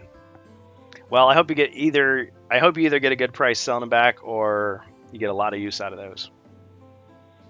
Because I get it. Some people, they just want to collect stuff. So it doesn't really matter what the product is. If it's rare, it has a value to it. It could be just a cardboard box. It could be just a piece of paper. But you've decided this is valuable. Other people are willing to pay money for it. Okay, fine. For me, it's all about playing it. So it's like, you design a character. I want to support you as a company. I think you're doing the right thing with your franchise. So I'm going to send you money. So you make a cool hero for $15. Here's my $15. Here you go. Oh, you raised the price to 20. Okay, fine. It's $20. But $200 to some scalper? Forget it. Sorry, man. I think you got taken. I'm sorry, but that's just my opinion. Tubbernaut says going to have to lurk for a bit, running late to get to work. Well, see, we're almost done anyway, so that's okay. I got to get going. I got to do some stuff, but I've had a good time chatting with you all. I mean, there's so many opinions. It's a lot of fun to talk to other HeroQuest fans about this stuff, because really, otherwise it'd just be me talking to myself, and that could get kind of boring, because I've only got so much to say. I'm going to go ahead and send you... I know it's already there, but I can send you the link in the chat. It's just a little easier to get to the Discord. We talk about this kind of stuff all the time. Okay, why didn't that copy and paste? Yeah, great talking with you too. I hope you join us tomorrow when we actually play. And I mean, I do other stuff. I was going to talk about the future of this channel and say, like, well, what are we going to do now? Is HeroQuest coming to an end? Is that all? No, there's lots of quests to play. I'd like to do some Space Crusade stuff. There we go. There's the Discord link. I'd like to do some more with the PC games. I mean, I'll continue working on that mod and see how good I can make it look, or how terrible, depending on your point of view. We'll definitely be reviewing new stuff when it comes out. It's only like 4 months away for the Rogue Air, but that's just one thing. Another 6 months after that for the ElfQuest pack. But then what's left? Are they going to do the European packs? Are they going to try to do the last of the one-offs, you know, the Marvel Winter Special? Oh, that's another thing. All those White Dwarf magazine articles, I mean, they could get that material back. They could reprint those White Dwarf quests from back in the day, because that's their property. I forget the names of all of them, but yeah, there's the Marvel Winter Special had the Revenge of the Weatherman. There's the Halls of Durag-Dal, which had Skaven in it, or Skaven as some people call them, but the Ratmen. The Inn of Chaos was actually a fan quest, so that's not really counted in this. That's from 96, way after HeroQuest was over. Because 92 are the last board games that came out. Let's see what else. The Dave Morris novels were 91 to 93. Those were it was Hasbro Bradley Printing or something like that. Like it was Corgi novels in the UK. Hasbro Bradley, I want to say, not Milton Bradley, not Hasbro, Hasbro Bradley. There were a couple quests in there. So there was Running the Gauntlet, and there was Growl of Thunder, but that was not Games Workshop. They do acknowledge the Warhammer Fantasy world when they're showing the maps, loosely based in the same world. But what else? Yeah, I think it was just those two quests. They were in White Dwarf magazine. So those two and a couple characters, but still, I mean, if it got a Space Crusade and Advanced HeroQuest, it would be worth it. It would be totally worth it. And I know people have said Advanced HeroQuest is not the greatest. Like, it's kind of piecemeal. Like, you get a box full of cardboard mostly, and a lot of tables and stuff. And when you play it solo, from what people say, because I've never played it, when you play it solo, you might end up with a lot of dead ends, a lot of empty dungeons. It's like hello, this place is empty. But it's mostly fun with a bunch of people, and after you've bought a few other miniatures. But they could still release like an Advanced HeroQuest Warhammer Fantasy Edition box that would have maybe the same components, and then just kind of like outfit it with some other designs, like have a bunch of heroes and mercenaries and Skaven, and then just have all the rules, because that's what Advanced HeroQuest was. They gave you rules for using the regular HeroQuest assets. So it's like, oh, do you already own HeroQuest? Well, guess what? You can incorporate all of those furniture and pieces and everything into the game easily. It was like, oh, cool. You do that, and you can take any of the Warhammer Fantasy like figures from the Citadel catalog, and they've got stats for all those guys that you can put them in. It's like awesome. So you can design your own stuff. So it could be a way for them to promote themselves, but also, promote the old game. Because now, again, if you want to play Advanced HeroQuest, good luck with that. I mean, it's even more rare than regular HeroQuest, the vintage version. Hey, Major Asnable. So you're just catching us at the end. We were just about to sign off. But just reminding everybody that we are playing HeroQuest tomorrow 6 to 10 p.m. Central Standard Time US on twitch.tv/HeroQuest If you're watching this on YouTube, sorry, this was not live, but you can go over to twitch.tv/HeroQuest You could join us. Unfortunately, we will not be at the Rantcast with Strange Bus next Thursday, but taking that weekend off, the 19th and the 20th. After that, we'll be back. Just came in and heard Citadel Models playing with HeroQuest. Well, right now, this is just a dream. This is a wish. This is wishful thinking on my part. I was hoping to hear some really major news at Gen Con. Maybe that, hey, guess what? We're in negotiations with Games Workshop, and we're going to release a collaboration in the future. But the thing is, the fact that they're not telling us that either means it's not happening, or they're working on it, but they can't tell us until it's final. So I would just say, I hope that they're keeping their options open. I hope both companies have friendly relations with each other, and for the good of the fans, they would consider doing a collaboration. Because I would love to see Advanced HeroQuest re-released, maybe in a better form than back in the day, that more people would have a chance, to see worldwide. I would love to see Space Crusade, the same thing. Heck, Advanced Space Crusade. I guess Space Hulk already has its own fan base, but I mean, you've got HeroScape coming back. These are all like big games, big tabletop games that have loyal followings, and those games are selling for like absurd prices on eBay and places like that. So they could make a piece of the pie. They could get some cash if they really wanted to. Well, that stuff happens all the time. It's normally hush touch, especially with Citadel. Yeah. I don't know. I have no special insight whether it's going to happen or not, but I would love it. So I'm just saying, if anybody from those companies is listening, I would definitely buy it. And within reason. If you're going to make it $600 and you're only going to make it available for a week, yeah, you're probably not going to get my business, because that's just a crappy way to do it. If you make it a retail product, heck yeah. I mean, if I could walk into a store and okay, HeroQuest is over here, Axis and Allies. Oh, what's this? Space Crusade. Huh. Advanced HeroQuest. Well, interesting. Oh, Warhammer Quest is back. I'd be like, yeah, sign me up.